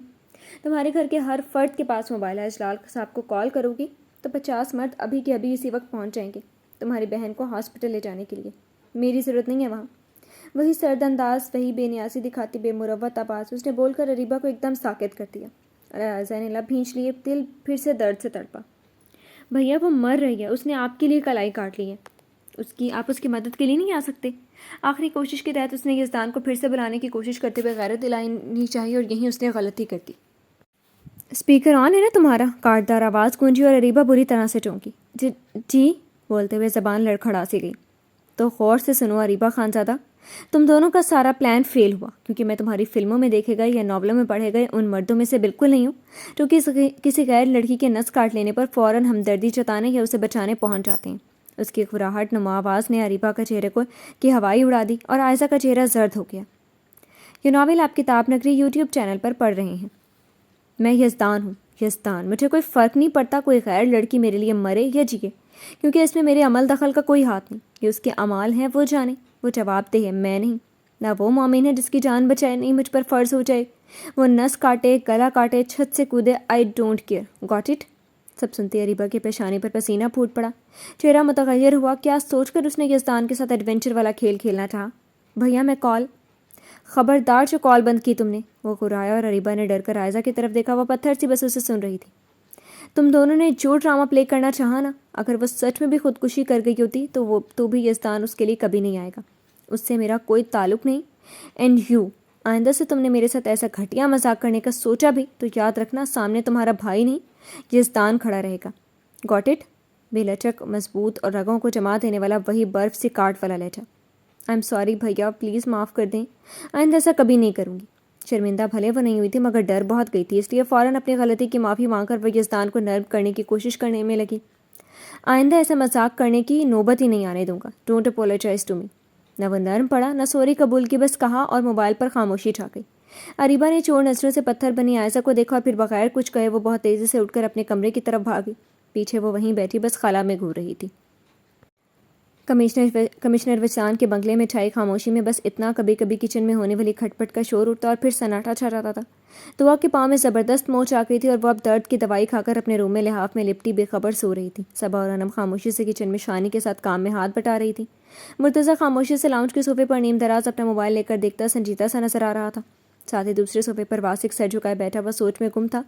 بس ایک شاکر تھا جو چلا جانا چاہتا تھا، لیکن وجدان صاحب کے سختی سے منع کرنے پر سب سے کونے والے صوفے پر آنکھیں بند کیے لیٹا ہوا تھا۔ چہرہ بالکل بے تاثر تھا۔ کچھ دیر پہلے شاکر اور واسق کے بیچ جو لڑائی ہوئی تھی اس کے اثر سے سبھی غیر معمولی طور پر خاموش تھے۔ اتنے میں وجدان صاحب گھریلو لباس میں اپنے بیڈ روم سے نکل کر لاؤنج کی طرف آئے تو سب سے پہلے شاکر اٹھ کر بیٹھا تھا۔ مرتضیٰ بھی موبائل جینس میں گھسیڑ کر اٹھ کر سیدھا ہو کر بیٹھ گیا۔ واسق نے جھکا سر اٹھایا، شرمندہ سی چور نظر ان پر ڈالی اور پھر سے سر جھکا لیا۔ واسی نے پیچھے کرتے ہوئے ان تینوں کو دیکھتے ہوئے صوفے پر آ کر بیٹھے، پیر پر پیر جمایا، کوہنی ہتھی پر رکھی اور مٹھی ٹھوڑی کے نیچے رکھ کر تینوں کو ایسے سخت نظروں سے گھورا کہ ان تینوں نے ہی دل میں دہائی تھی، میں نے کچھ نہیں کیا پپا، مجھے تو مت گھوریں۔ دل ہی دل میں سوچ کر مرتضیٰ نے مسکراہٹ میں ہونٹ پھیلائے، لیکن ان کی نگاہوں کی سختی کم نہیں ہوئی تو گڑبڑا کر نگاہیں پھیر کر سنجیدہ ہو گیا۔ انہوں نے سر جھٹک کر واسق کی طرف دیکھا، اس کی نگاہیں اب تک گرے کارپیٹ پر تھیں۔ واسق، تمہیں شاکر سے کیا دقت ہے؟ انہوں نے بنا کچھ تمہید باندھے پوچھا تو واسق نے گھبرا کر سر اٹھایا۔ وہاں آتے شانی نے اپنے شوہر صاحب کو دیکھا۔ بہت سالوں بعد وہ پرانے روپ میں آئے تھے، سنجیدہ، سخت، بے لچک بات، اور سامنے والا گھبرا جائے کہ کیا کہے۔ مجھے کوئی دقت نہیں ہے سر۔ واسق نے نگاہیں اٹھائیں، انہیں دیکھا، پھر وہاں ولف جیسے سختی دے کر گھبرا کر فوراً جھکا بھی لی۔ یہ ناول آپ کتاب نگری یوٹیوب چینل پر پڑھ رہے ہیں۔ دقت نہیں تو پھر یہ جھگڑا کس بات پر شروع ہوا؟ وہ برہمی سے گویا ہوئے اور سب کے سب بس سر جھکا گئے۔ شاکر دونوں ہاتھ کی انگلیاں آپس میں پھنسا کر جھکا ہوا بیٹھا تھا۔ لڑنے سے جو زخم پھر سے کھلے تھے اس پر شانی نے ڈریسنگ کر دی تھی، ساتھ ہی پین کلر بھی دی تھی۔ درد میں اب افاقہ تھا۔ شانی خاموشی سے ان لوگوں کو دیکھتی اب وجدان صاحب کے صوفے کے پیچھے آ کر کھڑی ہو گئی۔ مقصد آنے کا بس اتنا تھا کہ ان کی موجودگی میں ان کے بچے اپنائیت محسوس کریں۔ وجدان ان سب سے نرمی سے پیش آئے۔ سر آپ نہیں جانتے، اس نے دعا کے ساتھ واسق ہمت کر کے بولنا شروع ہوا اور شاکر نے تھوک نکلا، ساتھ ہی گال پر ہاتھ بھی پھیرا۔ ابھی باپ کا ہاتھ کھانا بھی شاید قسمت میں لکھا تھا۔ میں یہاں پچھلی کوئی بات پوچھنے کے لیے نہیں بیٹھا ہوں۔ انہوں نے ہاتھ اٹھا کر واسق کو ٹوک دیا۔ تم سب کیا سمجھتے ہو؟ میری پیٹھ پیچھے تم سب کیا کرتے پھرتے ہو مجھے معلوم نہیں؟ کیا کیا کارنامے انجام دیتے ہو، کیا چھپاتے ہو، مجھے سب خبر ہے۔ وہ چاہے ولف ہو، شاکر ہو، تم ہو یا مرتضیٰ، مجھ سے کچھ نہیں چھپا۔ باری باری تینوں کو دیکھتے ان کی نگاہ مرتضیٰ پر رکی اور وہ پھر سے گڑبڑایا۔ پپا کو خبر تو نہیں ہوگی؟ اب تو پکا گئے، مرتضیٰ نے کرا کر سوچا، لیکن نگاہ ملانے کی غلطی نہیں کی۔ بس پاؤں کے انگوٹھے سے فرش رگڑتا وہ سنجیدہ بنا رہا۔ انہوں نے اس پر سے نگاہ ہٹا کر پھر سے واسق کو دیکھا جس کا سر اوڑھ چک گیا۔ تم سب میرے بچے ہو، میرے سپاہی، اور میں تم سب کا باس ہوں، سرپرست ہوں۔ میں اپنے خاندان کے لیے دنیا سے لڑ سکتا ہوں، میں کبھی اپنے بیوی بچوں سے غافل نہیں رہ سکتا۔ یہ ٹھیک ہے تم سب کو میں نے ولف کے ہاتھوں میں سونپ دیا ہے، لیکن میں غفلت میں نہیں ہوں۔ ان تینوں کو انہوں نے اچھے سے باور کروا دیا کہ سنبھل کر رہو، ورنہ جس دن انہوں نے کسی کی گردن پکڑی تو کسی کی بھی خیر نہیں رہے گی۔ اس لیے پچھلی بات کو دہرانے کے بجائے تم مجھے بتاؤ، کیا تمہیں دعا پر شک ہے؟ اس پر سرد آواز میں انہوں نے بہت چپتا ہوا سوال کیا اور وہ سب کے سب ساکت رہ گئے۔ شانی بھی بری طرح چونکی۔ نہیں سر۔ واسق کی پیشانی پر پسینہ پھوٹ پڑا۔ اس پہلو سے تو اس نے سوچا ہی نہیں تھا۔ وہ جو دل میں جگ گئی تھی جلن شاکر پر انڈیل گیا تھا، اس کا کیا نتیجہ ہو سکتا ہے؟ وجدان صاحب کو وہ کیسے بھول گیا تھا؟ مجھے درست اور مضبوط جواب دو واسق۔ مانا دعا تمہاری منقوہ ہے، مگر تم مت بھولو وہ میری اور شانی کی بیٹی ہے، بے وفائی اس کے خون میں نہیں ہے۔ ان کی سرد نگاہ اور دو ٹوک بات نے واسق کو بری طرح سے شرمندہ کر ڈالا۔ مرتضیٰ دوست کو دیکھ کر رہ گیا اور شاکر لا تعلق تھا، یہ معاملہ اس کا تھا بھی نہیں۔ وجی بس کریں، واسق ایسا کیوں سوچے گا؟ دعا اس کی بیوی ہے، اس لیے غصہ ہو گیا بس۔ واسق کی بدلتی رنگت پر شانی نے پیار سے محبوب شور کو ٹوکتے ہوئے ان کی شانی کو سہلایا۔ واسق نے تشکر بھری نظروں سے ماں جیسی ساس کو دیکھا۔ مائی لو۔ وجدان نے گردن موڑ کر پیچھے دیکھا۔ آپ پلیز کچھ دیر کے لیے کچن میں جا کر بچیوں کو دیکھ لیں۔ محال تھا کہ وہ پرانے روپ میں بھی شانی سے سختی سے بات کر لیں۔ بے حد نرمی اور محبت سے ان کی طرف دیکھا۔ وہ ہلکے سے مسکرائیں۔ بس رہنے دینا، آپ سوری تو بول ہی چکے ہیں، سب شرمندہ ہیں، آگے سے ایسا نہیں ہوگا۔ ان کے شانے نرمی سے سہلا کر وہ تینوں کو بخشوانے پر لگی تھی۔ ان تینوں نے یہ تشکر بھری نگاہوں سے انہیں دیکھا۔ اوکے بس کر دیتا ہوں، مصطفیٰ کو میسج بھیج دیتا ہوں، دعا کو چوٹ لگ گئی ہے، آ کر پوچھے گا تو وجہ بتا دوں گا۔ انہوں نے گردن سیدھی کی، تینوں کو دیکھا اور شانے چھٹک کر اٹھنے لگے۔ نہیں آپ ہی ڈانٹ لیں، وہ تینوں ایک کورس میں بولے اور وجدان صاحب نے مسکراتی نگاہوں سے تینوں پر پھر بیوی کو دیکھا۔ چلیں ڈانٹ لیں، وہ منہ بنا کر ان کا شانہ چھوڑ کر کچن کی طرف چلی گئی۔ تو میں کہاں تھا؟ ان کے جاتے ہی وہ پرانے موڈ میں آ گئے، سختی اور نرمی نہ برتنے والے۔ دعا میری اور شانی کی بیٹی ہے۔ مرتضیٰ نے تکیہ کلام وہیں سے جوڑنا ضروری سمجھا اور واسق اسے گھور کر رہ گیا۔ واسق، ناجائز غصہ انسان کی عقل کھا جاتا ہے، رشتوں میں تفریق پیدا کر دیتا ہے۔ اپنے جذبات پر قابو پانا سیکھو، ورنہ ہو سکتا ہے کوئی بڑا نقصان تم اٹھاؤ اور اس کی بھرپائی تمہارے بس میں نہ رہے۔ وہ بہت سنجیدہ تھے اور واسق شرمندگی کے دریا میں غرق۔ میں بہت شرمندہ ہوں سر، چونکہ سر سے بس اتنا ہی بول سکا۔ ہونا بھی چاہیے، رکھائی سے کہا اور شاکر کو دیکھا۔ اور تم شاکر؟ واسق کا دل خوشی سے اچھلا۔ چلو اس کی باری تو آئی، کب سے وہی شرمندہ ہوا جا رہا تھا۔ یہ ناول آپ کتاب نگری یوٹیوب چینل پر پڑھ رہے ہیں؟ جی باس۔ شاکر نے سر اٹھا کر ان کی طرف دیکھا۔ آنکھوں میں احترام تھا لیکن جھکی ہوئی نہیں تھی۔ غلطی کی تھی مگر سر اٹھا کر ان کی بات سننے کے لیے تیار تھا اور اس کا یہی انداز انہیں دل سے پسند تھا۔ شاکر، مجھے تمہاری نیک فطرت اور الٹی کھوپڑی کی خبر نہیں ہوتی تو تمہاری پہلی غلطی ہی بہت سنگین تھی، چونکہ تم مصطفیٰ اور ولف کے ہاتھوں مار کھا چکے تھے، اس لیے اس نے تمہیں سمجھا بھی دیا تھا۔ اس لیے میں نے کچھ نہیں کہا، لیکن ایک تنبیہ ضرور کروں گا۔ ناگواری اپنی جگہ، لڑکیاں پسند نہیں وہ بھی جانے دو، لیکن کبھی کسی لڑکی کو سبق سکھانے کے لیے اسے اغوا مت کرنا۔ لگاتار بولتے ہوئے انہوں نے شاکر کی آنکھوں میں دیکھتے ہوئے سختی سے سمجھایا۔ جی، اسی طرح سر اٹھانے میں بس اسے اتنا کہا اور انہوں نے گہری سانس لی۔ اکھڑ شخص بہت قیمتی تھا ان کے لیے۔ میں مانتا ہوں دعا نادان ہے، غصے میں اس نے بہت کچھ کہا ہوگا تمہیں۔ اب تک تم دونوں کی ملاقات اچھی نہیں گزری، اس کی طرف سے میں تم سے معذرت کرتا ہوں۔ ان کی آواز نرم پڑی۔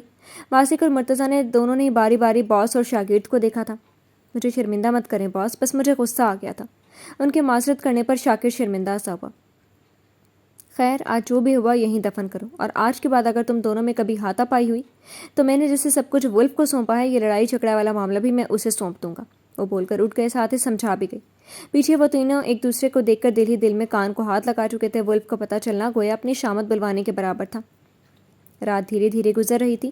ہوائیں سرد ہوتی لوگوں کو اپنے اپنے گھروں میں جانے کے لیے مجبور کر رہی تھیں، اور وہ ان آشنا ہواؤں سے ہمیشہ کی سرد جنگ لڑتا اپنی بائک کو دوڑائے جا رہا تھا۔ آج وہ شکار کے لیے نہیں جا رہا تھا، آج وہ اس کے پاس جا رہا تھا جس کے ساتھ جنگ میں شاید تقدیر اسے بھی شکار بناتے، لیکن ایک امید تھی کہ ظلمت کی رات کتنی بھی طاقتور کیوں نہ ہو، ایک نہ ایک دن ڈھلتی ضرور ہے۔ اسی امید کی کرن وہ دل میں جگائے اپنے بلند حوصلے کے ساتھ اس جنگ میں غازی بن کر میدان جنگ میں آ چکا تھا۔ ابھی تو شروعات کی تھی اور کبھی مایوسی ہاتھ لگی تو کبھی جیت کا سہرا سر پر بندھا، لیکن منزل اب بھی بہت دور تھی۔ منزل تک پہنچنے کی اسے اتنی جلدی بھی نہیں تھی۔ وہ ان لوگوں میں سے نہیں تھا جو منزل پانے کی چاہ میں دوڑ پڑتے ہیں اور پھر تھک کر منہ کے بل گر جاتے ہیں۔ یہ ناول آپ کتاب نگری یوٹیوب چینل پر پڑھ رہے ہیں۔ اس جنگ میں وہ قدم قدم بڑھنے کا پہلے ہی سوچ چکا تھا، اس لیے قدم قدم ہی صحیح مگر پاؤں مضبوطی سے جمے ہوئے تھے۔ اس نے انہی راتوں سے طاقت کے نشے میں چور بہتوں کے دل میں اپنا ایک خوف بٹھا دیا تھا۔ بائک ایسے علاقے میں اب رفتار ہلکی کر چکی تھی۔ یہاں اونچی اونچی بلڈنگز کے فلیٹ میں دنیا کے چند وہ لوگ رہتے ہیں جنہیں لوگ سیلیبریٹی کہتے ہیں۔ اپنے ہنر کی، اپنے جسم کی، اپنی اداؤں کی اس دنیا میں قیمت لگا کر یہ سیلیبریٹی بن جاتے ہیں، جنہیں اپنے خدا بس انٹرویو میں یاد آ جاتے ہیں، یا کسی پریس کانفرنس میں، یا کسی شو پر۔ باقی وقت رنگینیوں میں کھوئے وہ یہ بھی بھول جاتے ہیں کہ ہم صرف انسان ہیں، ایک ایک سانس کے بھی محتاج۔ بائک رکی اور اپنے سر پر رکھے ہیلمٹ کے کالے شیشے کو اوپر چڑھا کر اس نے سر اونچا کر کے بلڈنگ کی طرف دیکھا۔ 12 فلور کی اس بلڈنگ میں سے اسے 8 نمبر والے فلور پر رکنا تھا۔ جس شخص سے خاص ملاقات کرنی تھی اس کے آدمی گیٹ پر کھڑے تھے۔ اس نے سر سے ہیلمٹ اتارا اور پہلے اپنے چہرے پر نقاب چڑھاتے ہوئے آس پاس دیکھا۔ CCTVs کیمراز کو اس کے ساتھی نے کچھ دیر پہلے ہی ہیک کیا تھا، اب اس کا وقت شروع ہوتا ہے۔ وہ بھیڑیے سے چال چلتا بلڈنگ کی پچھلی طرف آیا۔ یہاں ایک اونچا درخت تھا جس کے سہارے سے وہ اپنی بلڈنگ کی دیواروں پر چڑھ سکتا تھا۔ اپنی جینس گھٹنوں سے ذرا سی اونچی کی اور درخت پر چڑھنے کی تیاری شروع کر دی۔ لمحوں میں وہ درخت کی موٹی شاخ پر تھا۔ دھیرے دھیرے سنبھل کر دیوار پکڑی اور اس دیوار کے سہارے وہ گراؤنڈ میں کود گیا۔ کودنے سے بہت ہلکی سی دھپ کی آواز ہوئی اور وہ سیدھا کھڑا ہو گیا۔ دھیرے دھیرے دبے پاؤں وہ بلڈنگ کے پچھلے حصے میں آ گیا اور اب اوپر چڑھنا تھا جو اس کے لیے کبھی مسئلہ ہی نہیں رہا تھا۔ وہ خود کو تیار کیا اور کچھ منٹوں میں وہ پائپ یا دوسرے فلور کی بالکنی کے سہارے اوپر چڑھتا ہی گیا۔ کوہنی چھلی، کہیں کہیں رگڑ لگی، لیکن ارادے مضبوط رہے۔ 8ویں فلور کی بالکنی کی ریلنگ پر پیر جمائے اور بہت احتیاط سے وہ بالکنی میں کودا۔ شیشے بند تھے اور وائٹ ریشمی پردے سے روشنی چھن چھن کر اندر آ رہی تھی۔ اس نے اپنا کالا نقاب چہرے سے کھینچا اور اسے اپنی جیکٹ کی جیب میں گھسیڑا اور دوسری جانب جیب سے اپنا مخصوص ماسک نکال کر چہرے پر چڑھایا۔ ماسک کے چہرے پر چڑھا کر شیشے کی ڈور کی طرف دیکھا۔ آنکھوں میں بھیڑیے سی چمک ابھری۔ ولف اپنے دشمن سے ملنے کے لیے آ چکا تھا۔ خانزادہ صاحب، ہم آپ سے بہت ناراض ہیں۔ اندر ولف کی آمد سے بے خبر اجلال خانزادہ اور ان کی ہیروئن اپنی رات رنگین کرنے میں گم تھے۔ اجلال خانزادہ نے سرخ مشروب کو ہونٹوں سے لگا کر اپنی گود میں بیٹھی ہیروئن کے نازو انداز کو دیکھا۔ غضب کی اداکارہ تھی وہ، خوش کرنے کی ہر اداؤں سے واقف۔ کیوں میری جان، ہم سے کیا خطا ہو گئی؟ جس ہاتھ میں نفیس سرخ مشروب تیرتا گلاس پکڑا تھا، اسی گلاس کو اس کے سفید چکنے اریاں بازو پر پھیرتے ہوئے اس کی آنکھوں میں ہوس ہی ہوس تھی۔ ہیروئن نے گلاس کی ٹھنڈک اپنے بازوؤں پر محسوس کی اور آنکھیں اور بھی نشیلی کرتے ہوئے ایک انگلی ان کی داڑھی پر رکھی۔ یہ ناول آپ کتاب نگری یوٹیوب چینل پر پڑھ رہے ہیں۔ ابھی تک آپ نے میری اس فلم میں انٹری نہیں کروائی۔ انگلی ان کی داڑھی سے ہوتے ہوئے گلے پر، پھر شرٹ کے کھلے گریبان سے جھانکتے سینے تک آئی تھی۔ ان کے ہونٹ پر شیطانی مسکراہٹ چمکی۔ آج کی رات تم اپنی اداکاری کے جتنے بھی جوہر مجھ پر دکھاؤ گی، تمہاری انٹری اس فلم میں اتنی ہی جلدی ہوگی، اسی شیطانی مسکراہٹ سے کہتے ہوئے انہوں نے گلاس ذرا سا ٹیڑھا کیا۔ سرخ مشروب اور پتلی دھار بن کر ہیروئن کے گلے سے ہوتے ہوئے ان کی نگاہوں میں اور بھی ہوس بڑھنے لگا۔ اس نے انہیں کاندھوں سے جھٹک کر دور کیا اور ان کی گود سے اٹھ کھڑی ہوئی۔ اس کا چھوٹا سا ریشمی لباس سرخ مشروب نے بھگو دیا تھا۔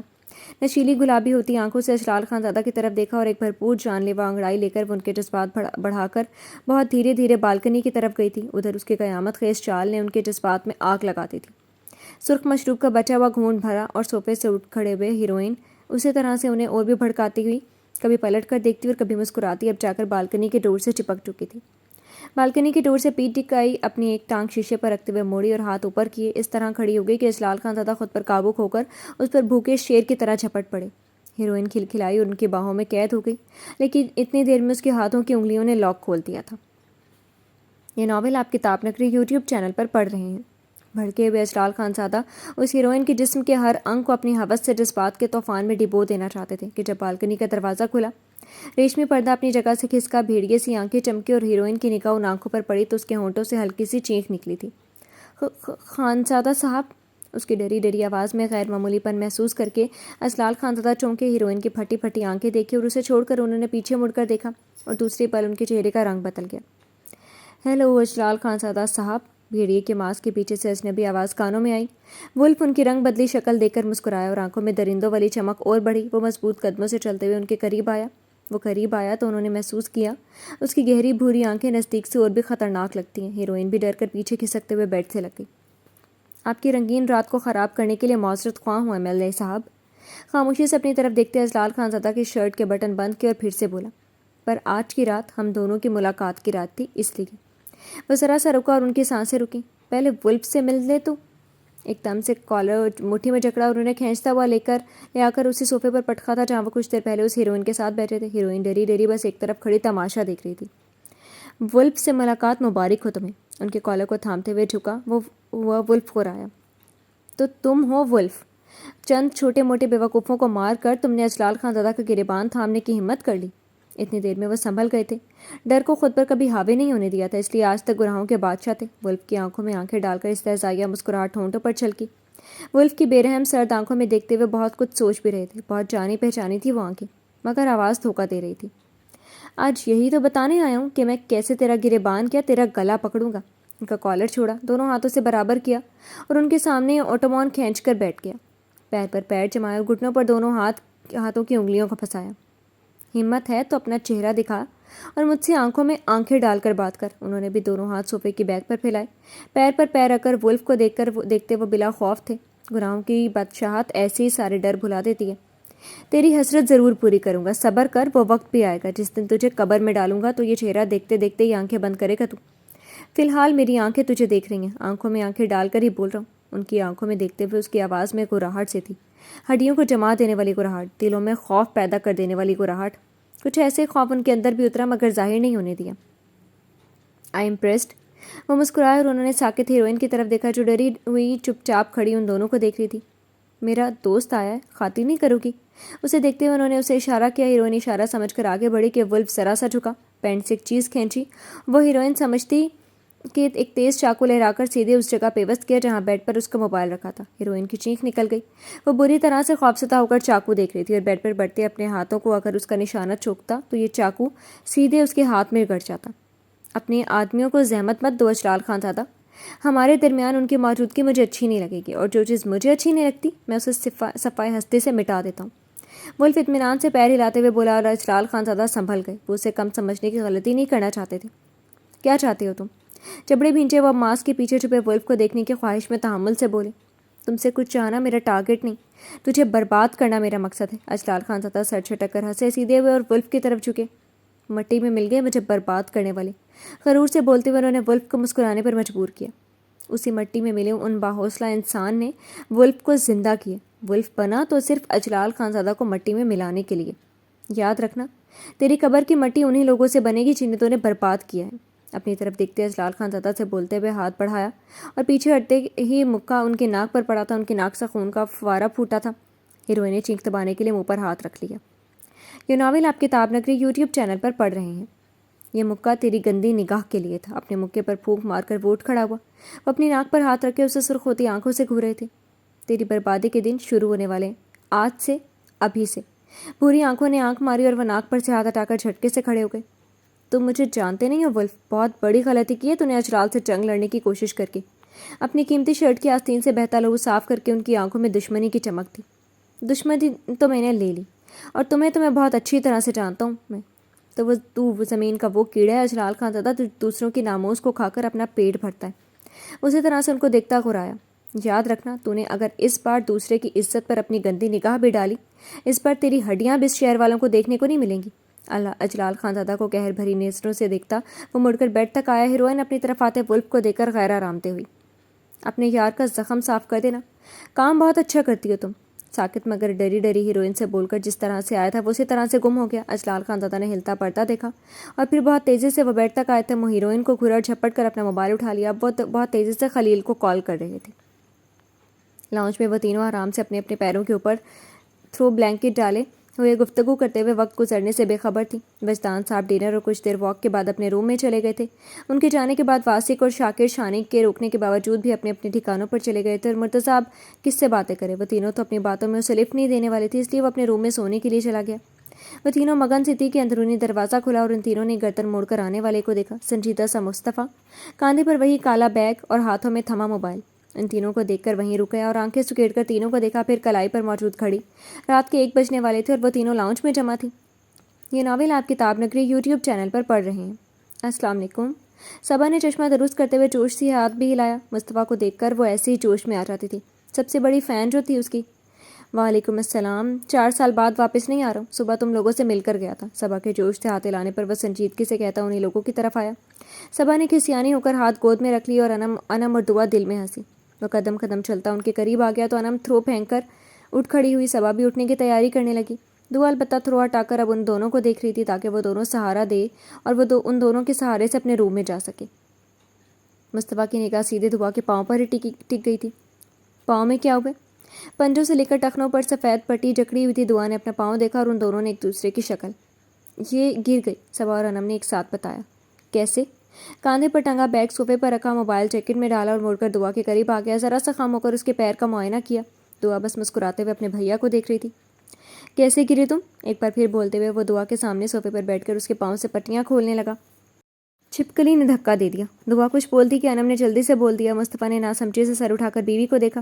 مطلب چھپکلی دیکھ کر کود پڑی؟ اس کے دیکھنے پر فوراً ترسی کی، اور پھر چھپکلی کی روح نکل گئی اور یہ موج کھا کر آرام فرما رہی ہے۔ اس بار صبا نے ٹکڑا جوڑا۔ دعا کے پیروں سے پٹی کھولتے ہوئے مصطفیٰ نے باری باری دونوں کو گھورا۔ کبھی نہیں سدھر سکتی تم تینوں۔ پیار پلی گھر کے اور پھر سے دعا کی طرف دیکھا۔ درد ہو رہا ہے؟ پٹی کھل چکی تھی اور وہ ہلکے ہلکے ہاتھوں سے اس کا پیر دبا کر دیکھتا پوچھ رہا تھا۔ بھیا مما نے پین کلر دے دیا، آپ کیا کر رہے ہیں؟ وہ جلدی سے گھبرا کر بولی۔ پاؤں کا معائنہ کرتے مصطفیٰ نے اس کی شکل دیکھتی۔ ڈاکٹر کے یہاں کیوں نہیں گئی؟ سنجیدگی سے پوچھتے ہوئے ان دونوں کو بھی دیکھ لیتا جو اسٹیچو بن کر کھڑی تھی۔ مجھے نہیں جانا، سیدھے پاؤں پکڑ کر سیدھا کر دیتے ہیں، بچپن والا درد اب تک یاد ہے۔ دعا نے سوچ کر یہ جھرجھری لی اور اس نے تعصب سے سر جھٹکا۔ اس گھر میں جتنی ڈرپوک لڑکیاں تھیں سب کو ڈاکٹر بنا تھا، وہ سر جھٹا کر بولا اور انم کی بے ساختہ ہنسی چھوٹی۔ بھیا میں ڈرپوک نہیں ہوں، صبا نے گردن اکڑا کر بتایا۔ کہہ صحیح رہی تھی اس لیے اس نے بس اتنا پوچھا۔ شاکر کہاں گئے؟ اپنی جیکٹ کی آستینیں پیچھے کرتے ہوئے وہ سیدھا بیٹھا۔ وہ چلے گئے، صبا نے دھیمی آواز میں بتایا۔ کچھ گھنٹوں پہلے کا سارا قصہ بھی یاد آ گیا۔ دل کیا مصطفیٰ کو سب بتا دے۔ صبا ایک کام کرو گی؟ مصطفیٰ دعا کا پاؤں پکڑ کر صبا سے بولا تو وہ چونکی۔ جی بھیا۔ دعا کے منہ پر ہتھیلی رکھو۔ انم بھی چونکی اور ابھی دعا احتجاج کرتی کہ صبا پھرتی سے اس کے منہ پر اپنے دونوں ہتھیلی جما کر پیچھے کھڑی ہو گئی۔ مصطفیٰ نے دعا کے پاؤں کو ایک زوردار جھٹکا دیا تھا۔ اگر صبا کی پہلوانوں والی ہتھیلی اس کے منہ پر نہ ہوتی تو اب تک پورا محلہ اکٹھا ہو جاتا۔ انم نے مصطفیٰ کی حرکت پر دہل کر اپنے سینے پر ہاتھ رکھ لیا۔ یہ مصطفیٰ کا پیار والا علاج تھا۔ وہ بری طرح سہمی۔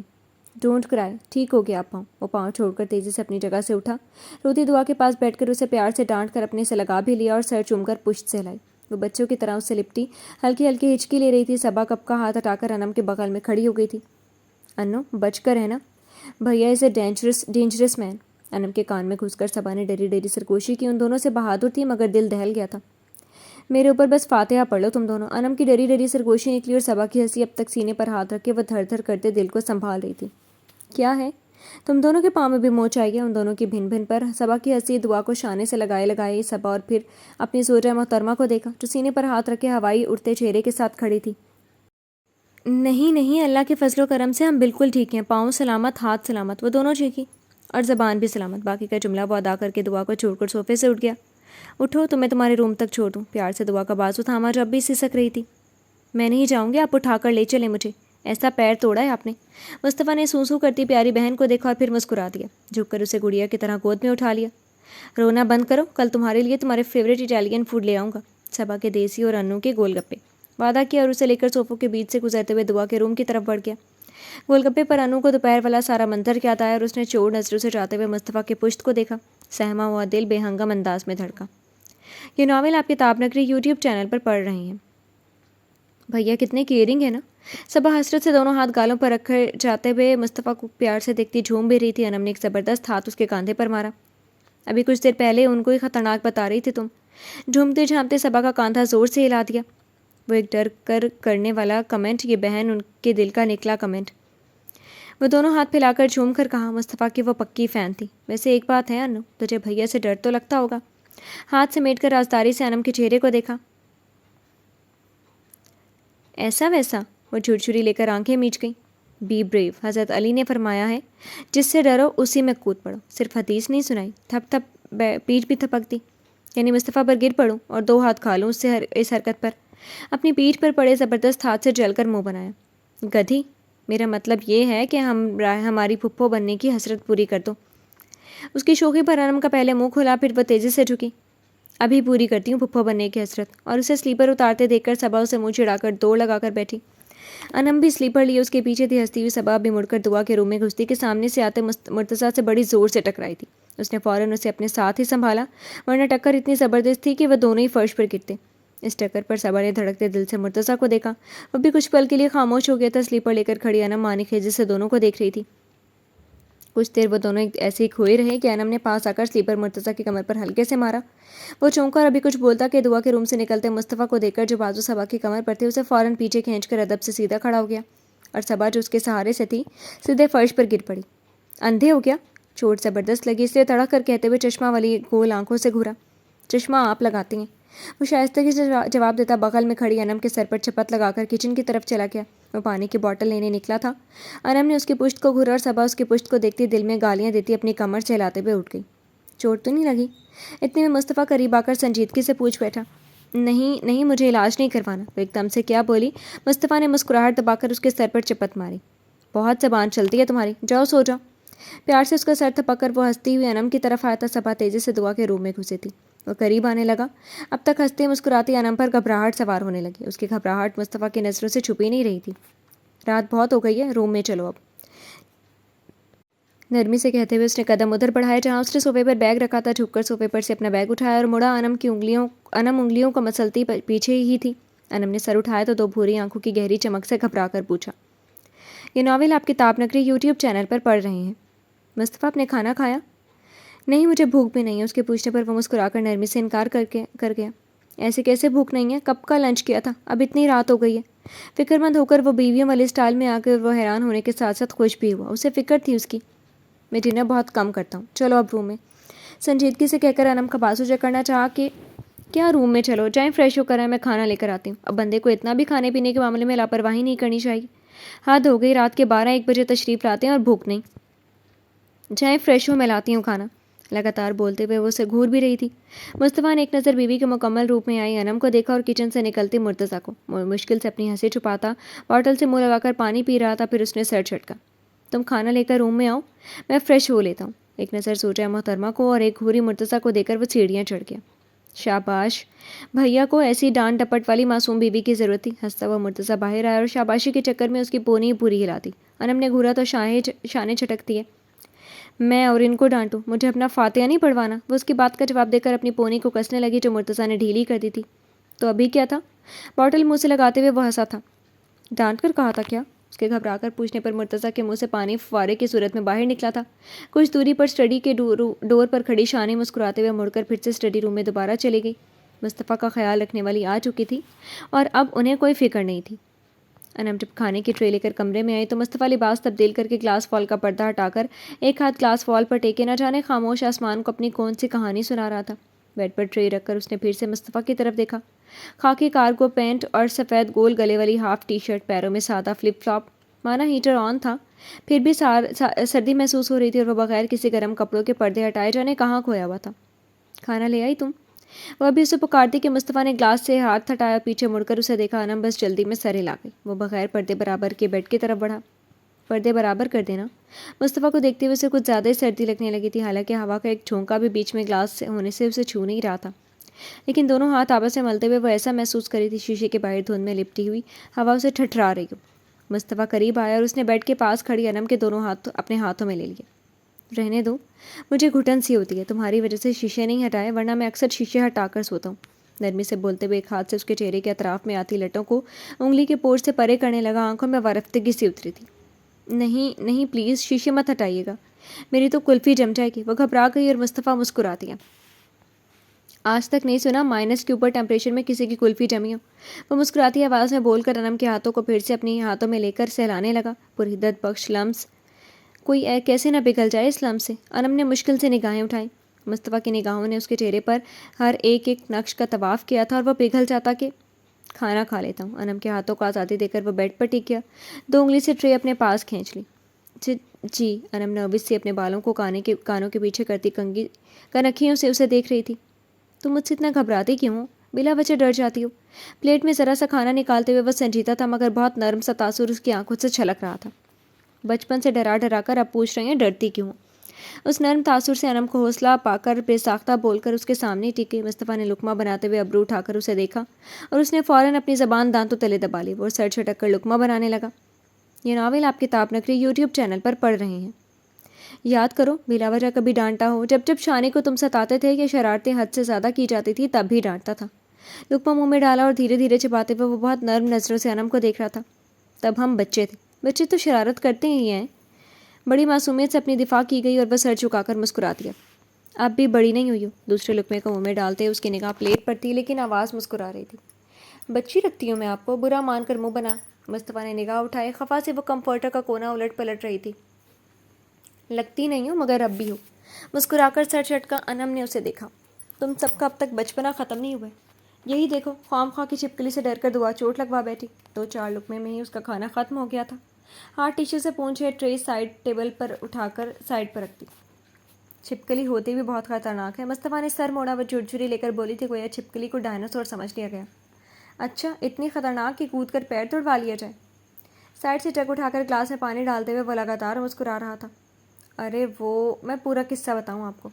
وہ پورے جوش میں قریب ہوئی اور اس کے کاندھے پر ہلکے سے ہاتھ مار گئی۔ مصطفیٰ نے گہری سانس لی۔ بیگم صاحبہ کا اپنا ہی ایک سٹائل ہے، پر انم کی بات سے سمجھ گیا چوٹ کے پیچھے بات دوسری ہے۔ دعا کو چوٹ کیسے لگی؟ پانی سے بھرا گلاس لے کر وہ پھر سے سیدھا بیٹھ گیا۔ وہ کیا ہوا نا، وہ شاکر ہے نا، ارے وہی صبا کا بھائی۔ بات بتانے کے چکر میں وہ اور بھی قریب ہوئی، ایک گھٹنے کو بیڈ پر رکھا اور پوری طرح سے مصطفیٰ کی طرف گھوم گئی۔ پانی کا گلاس منہ سے لگانے سے پہلے مصطفیٰ نے اس کا گھٹنا دیکھا جو اس کے پیروں سے چھو رہا تھا۔ میں شاکر کو کافی سالوں سے جانتا ہوں، گلاس منہ سے لگانے سے پہلے سنجیدگی سے بتایا اور انم نے اپنے سر پر ہاتھ مار لیا۔ اوف، میں بھی کتنی بے وقوف ہوں۔ ہاں تو وہ کیا ہوا مصطفیٰ؟ وہ آپ کا شاکر ہے نا، لیکن میں صرف آپ کو بتا رہی ہوں، آپ کسی سے کہنا مت۔ مصطفیٰ کے بیڈ پر رکھے زانوں پر ہاتھ رکھ کر ایک وعدہ چاہا۔ یہ ناول آپ کتاب نگری یوٹیوب چینل پر پڑھ رہے ہیں۔ آگے بولو۔ پانی کے گلاس منہ سے لگا کر وہ سنجیدگی سے اس کے پٹ پٹ بولتے ہونٹ دیکھ رہا تھا۔ جب وہ بات کرتی، منہ بناتی تو وہ اور بھی خوبصورت لگتی۔ یہ مجھے کسی کام کا نہیں چھوڑے گی، سوچ کر سر جھٹکا۔ ہاتھ میں پکڑا گلاس سائڈ ٹیبل پر رکھا اور بیڈ گراؤنڈ سے ٹیک لگا لی۔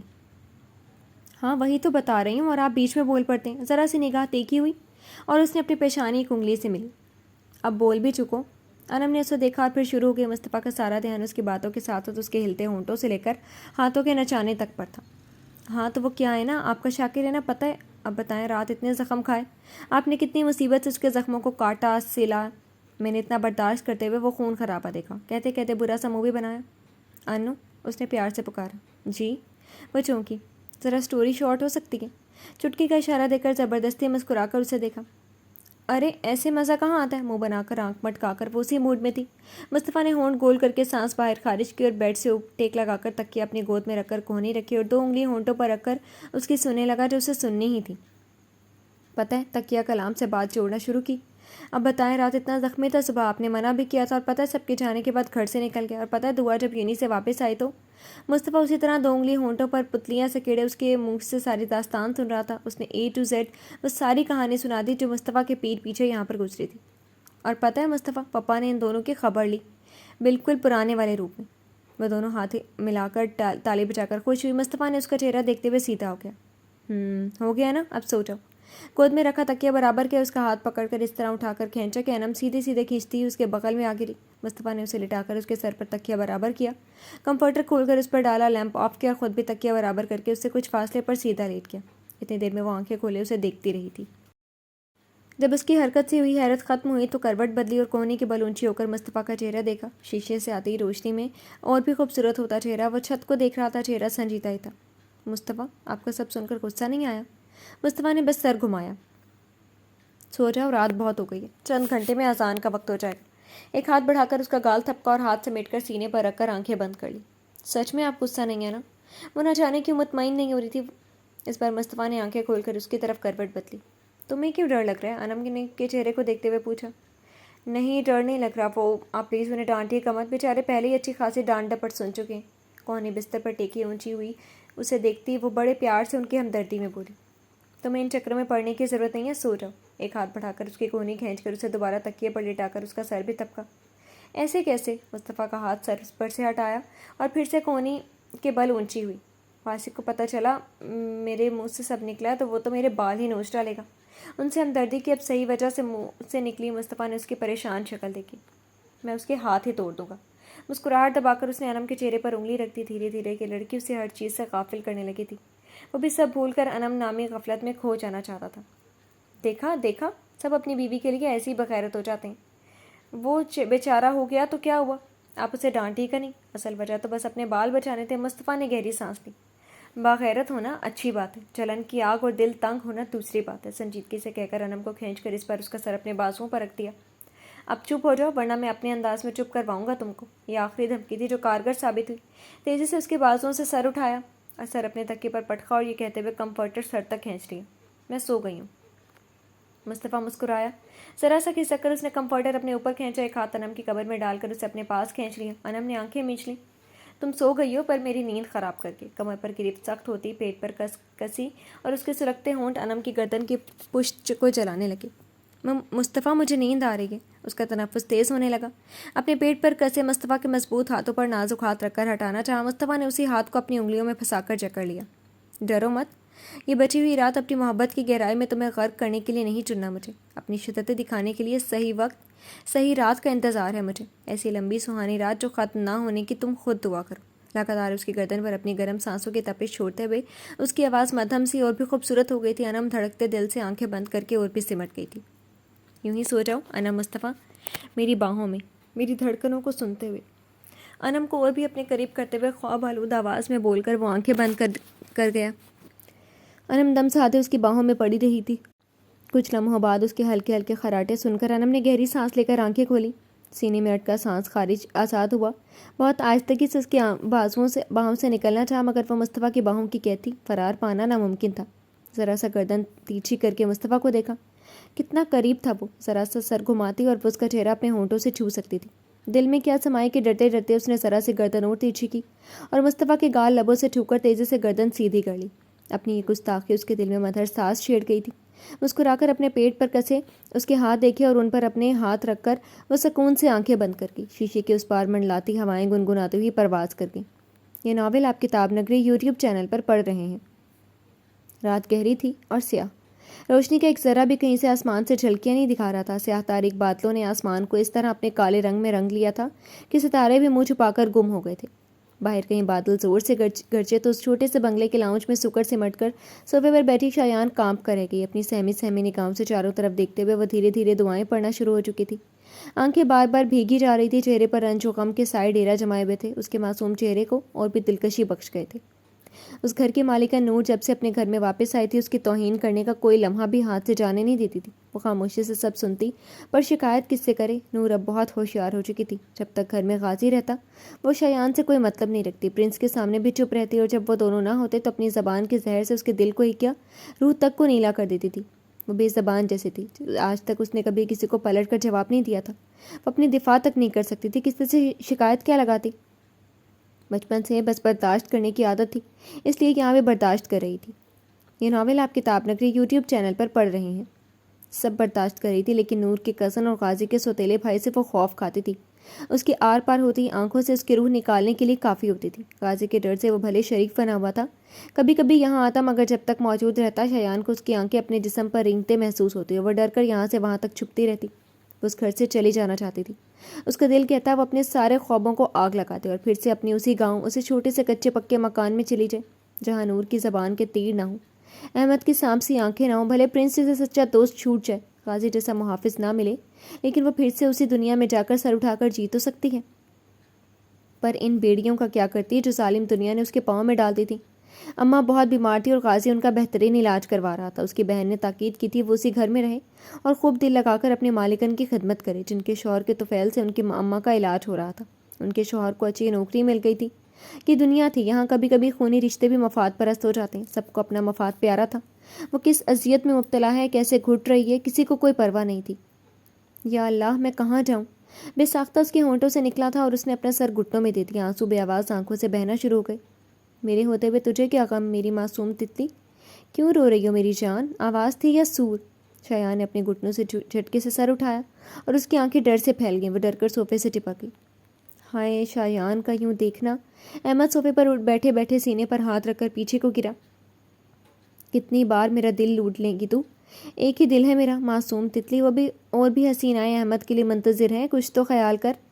اپنی خلیج نگاہ سے وہ شایان کو دیکھتا شیطانی مسکراہٹ کے ساتھ بول رہا تھا، میں یہ زخمی دل کر کیسے ان سب کو خوش کر پاؤں گا؟ اپنے دل پر ہاتھ رکھ کر وہ صوفے سے اٹھا اور شایان نے تیزی سے فرار ہونے کے لیے پاؤں فرش پر رکھے کہ چیتے کی طرح بڑھا اور بھاگ جانے کی کوشش کرنے میں دھیرے دھیرے اٹھتی شایان کے پاس ایک ہی جست میں پہنچ گیا۔ وہ وہیں صوفے پر گر کر چپک گئی تھی۔ اس کے منہ سے ایک چینخ نکلی اور احمد نے شیطانی قہقہہ لگایا، پھر تیز تیز رونے لگی۔ شایان کو دیکھتے ہوئے دونوں ہتھیلی صوفے کے ارد گرد ٹیک کر صوفے سے چپکی روتی ہوئی شایان کی طرف جھکا۔ بہت تڑپایا ہے تو نے، آج اپنی تڑپ کا دل بھر کر تیرے ہر انگ سے بدلہ لوں گا۔ وہی جسم کو چھیدتی نگاہیں وہ بری طرح سے روتے ہوئے اس کے آگے ہاتھ جوڑ گئی۔ مجھے چھوڑ دو، معصوم بے زبان ہرنی کی جیسی وہ لڑکی آنکھوں میں فریاد دیے اس شیطان سے پناہ مانگ رہی تھی۔ احمد کا دل اس کی فطرت کے خلاف دغا کر کے، میری بن کر رہوں گی معصوم تتلی، وعدہ کرتا ہوں تجھے زندگی بھر اپنی رانی بنا کر رکھوں گا، بس تو مجھے خوش کرتی رہنا۔ وہ اس ہرنی کو ہمیشہ کے لیے اپنا بنا لینا چاہتا تھا۔ ایک انگلی اس کے گالوں پر رکھتے ہوئے وہ شایان کی جان نکال رہا تھا۔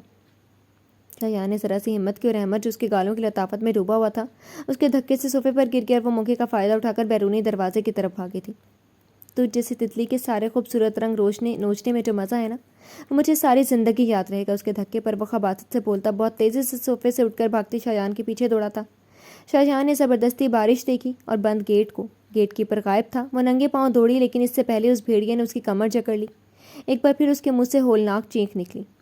یہ ناول آپ کتاب نگری یوٹیوب چینل پر پڑھ رہے ہیں۔ آج تیرے سارے پر نوچ دوں گا معصوم تتلی۔